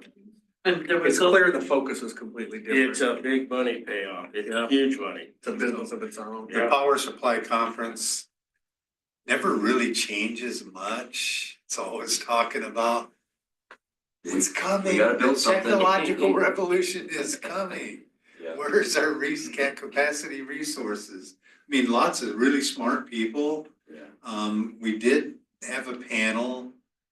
And I can't remember which panel it was, but one of the participants in the panel was the Enron guy that went to jail back He's in the night. He's back. He's a well-known consultant now, has his own company, and he's been doing that for 20 years. Very few people know he was the guy that did all He that. was really interesting. Being a felon's good on. Yeah, that's good for He business. avoided jail time, but I think he had to pay $4 million institution. He was literally the guy who figured out how to make money off of the California market and turn off this power plant at this time, turn off this power plant. So, and the last thing I'll mention is that I'm headed up to NWPPA's spring board meeting tomorrow. And they've been doing the spring meeting in Vancouver, which is convenient for them. Nobody has to be out of town. They save a lot on hotel costs and seems to work pretty well. So Thursday morning, I have committee meetings. I serve on about 5 committees now. I don't know how I got on them, but there I am. Go to the restroom, you're in. The Government Relations Committee will meet Thursday afternoon. Then we have our board meeting on Friday morning and we're out of there about noontime. So I hope to have lots to report on that. That's good. There's also the fellow at the fire deal that was talked about this app that he developed. Oh, and Watch stuff, Duty. Watch Duty. Yeah. So you Oh, can get that, and it's, I'm not nearly as enamored of that as anybody well, it else. was new to me, and it was nice Yeah. that he made the presentation that he did. Well, Yeah, no, They make it sound like they invented it, and all they're doing is going and getting the government resources Right. and Probably. reformatting it. Probably. You know, they have no way of gathering all Yeah, this they're data. using all these public cameras and reporters. So the Forest Service has put out a situation report for 35 years, every single morning. Summer and winter, it identifies every single incident in the country, whether it's state or federal or anybody else. So, I mean, people like Watch Duty because it's accessible. the Facebook of fire. Is what it It's is. easy to find and Yeah. people don't dive into the The government, all the layers. No, because the government says you don't need to read this shit anymore. Right, and it's smart. So. When I went, For those of us that couple, read I it. went to, I think all PPC, and the only thing the thing that stuck out was the people from the Marcus Plus, the Arizona and where were they, Arkansas or someplace. SPP's in Arkansas, yeah. Yeah, but they were, how enthusiastic they were of being part of it. Mhm. I mean, they weren't, we're there, but they were actually, it just seemed they were pretty enthusiastic about it. With But they- BPA, Yeah, they were, But they were doing they're it, at the table. BPAB, the 500-pound gorilla in that market. They'll make or break whether that thing actually works. I think. Yeah. So, yeah, they're a difference maker. Bonneville's, so for those, you probably know this, but Steve Wright, who was Bonneville's administrator a couple generations ago, he's on the board of SPP, so he's on that side. And then, of course, Elliot Mainzer, who was just the previous, he's down in CAISO, so you've got this dueling BPA thing going on too. So Is it Elliot gonna next be, month, Kaiso's gonna be there. right? Yeah. Elliot. Oh, but it won't be Elliot, he's gonna be somebody else there. Yeah, so Anyway, that was- it'll make Seattle and Web feel really good. And I guess last Friday, I actually went to the land use hearing for the county on the Earth project. I guess I was the. You were on TV the whole time. Yeah, I saw you. Dale said I was the star of the show. Oh, yeah, it just can't. I thought it was canceled because there was only like 5 people there. Everybody's up on the screen. Even the hearings including the official was attorneys. Zoom. Wow. So I'm sitting there like, so me and 3 or 4 others, but, it's gonna like 40 some days before this guy makes a decision. So that puts the end of April for the land use, and then it'll be appealed to LUBA, I'm Oh, sure. it's going all the way. And that can go months. Yeah. I mean, who knows on LUBA, so, I think the haulers, both Santa attorney and the hauling association made really good points, especially the lady, the Wendy. land use attorney, how the county kept changing directions. Uh-huh. And they, Well, it's funny, they're on record as saying this is a waste facility No, over and over and over again, and now all of a sudden it's not a waste now it's facility. not, it's a government facility. I thought it was interesting when they pointed out that Dan Hurley falsified JP Morgan's application. Well, He filled it out that it was approved and ready to go. She pointed that out, that attorney. she's a bulldog, she's very good at. Yeah, yeah, holding she's, people accountable. Well, I'd like to have heard the, after that, the back room. He well, said, I thought it would be fun to go to. Yeah. You know, but it was, I was just kind of sitting there by myself. I guess the camera was on me at that time. I thought you were gonna talk, no, you chose not to. I was very much tempted to, because. Should have brought some I thought- placards and just. Okay. Keep your mouth shut. Don't believe them. Sometimes it's better just to not say. anything, Yeah. maybe, Nobody from the county staff was there, was they? Yeah, Dan Hurley Yeah. was sitting there. but- Yeah, Oh, he was. I he didn't would see come in and Oh. then he would leave, Oh. and we'd come in, and then, Monfort, Jeff was there. Okay. And then the guy from Bulk Handling was there, didn't say anything. He was there just to answer questions if they had any, but, that. So we'll see, there were a lot of issues raised, so I hope one of those sticks. It's just, yeah, I hope the guy, even though he's getting paid by Lane County, I hope he's impartial and Me he too. seemed to be, he asked some good questions. I really feel bad for the lady that lives next door. Yeah, I mean, she could hardly walk in there, Yeah. you know, and she's lived there 40 years and, she really didn't have the ability to even Yeah. express herself Yeah. too much, so pretty sad. I would be ashamed if I was the county, but I'm not. Okay, anything else? Okay. Suggested items for future meetings. I'm thinking some of the, if we can choose some of the in-house training, I think, for board training. yeah, let's, Good, we've got a note to look into that, so we'll see if we can't bring See what's something here, available. make it easy on everybody. Some of it's recorded too, so I don't know if that's of interest, but if there's anything that would be useful, we could do a hour-long recording sometime. Bring the popcorn, watch the big Yeah. screen. We'll see what's available. Yeah, and I think the Ethics Commission has 3 sessions. Okay, That are, I think, available on demand. okay, yeah. I'm gonna check that out. I think they'll also come down and do it in person. Yeah, we'll look into that. We have our HR personnel attorney, she does a lot of trainings too, with boards and public bodies, so we'll see, there's probably a combination of things we can do here. oh, so light. Okay, upcoming meetings, Ofuda. You Next said Thursday? Yeah, I'm planning on going, trying to figure out the budget, ends it's March. Oh, yeah, that's gonna get, It's the end of the February. executive director. March, yeah. Yeah. Yeah, I'll be there as well. I'm going up too. So we have board meeting March 4th, EDC on the 6th. I think it says PNUC in there, but I think it's virtual this coming month. Yeah, I spent, Yeah, it's virgin for 2 months. Yeah, exactly. She's only gonna do it in person once a quarter. okay, BBC would do that. Yeah. That would be, LCOG. Has everyone brought it up with them? They don't wanna do There's it. some old stodgy people. what's the secret that outcome? just think you Oh, I guys know. know. It's a, mention dinner on the 7th. Oh, that's the 7th. That's You have the had community. Six people to be with. Encourage people. Well, it's at the Armory. That They sounds for right. the whole Does county. he went on pro It's just- Tyson? Yeah. At least their representative is, and she seems to have, Megan Capper seems to have their full support over there, so. The LCOG appreciation dinner is the 7th, and that's for the whole county. For stuff, but it's hosted at the Armory in Cottage Grove. Yep. Which was a wonderful venue last year, so. I'm gonna be going there. Yeah, You're going but- too? I'm going to the one on the 1st. Oh, you're not going to this one? I didn't know about it. Okay. 7th, yeah, you should go. I'll go. We Okay. donate. Yeah. When do you look us up? Should cater. Okay, any concluding comments? Good job. Let's go. At least not, almost 8. Yeah. Supper time. It is in the Great Plains.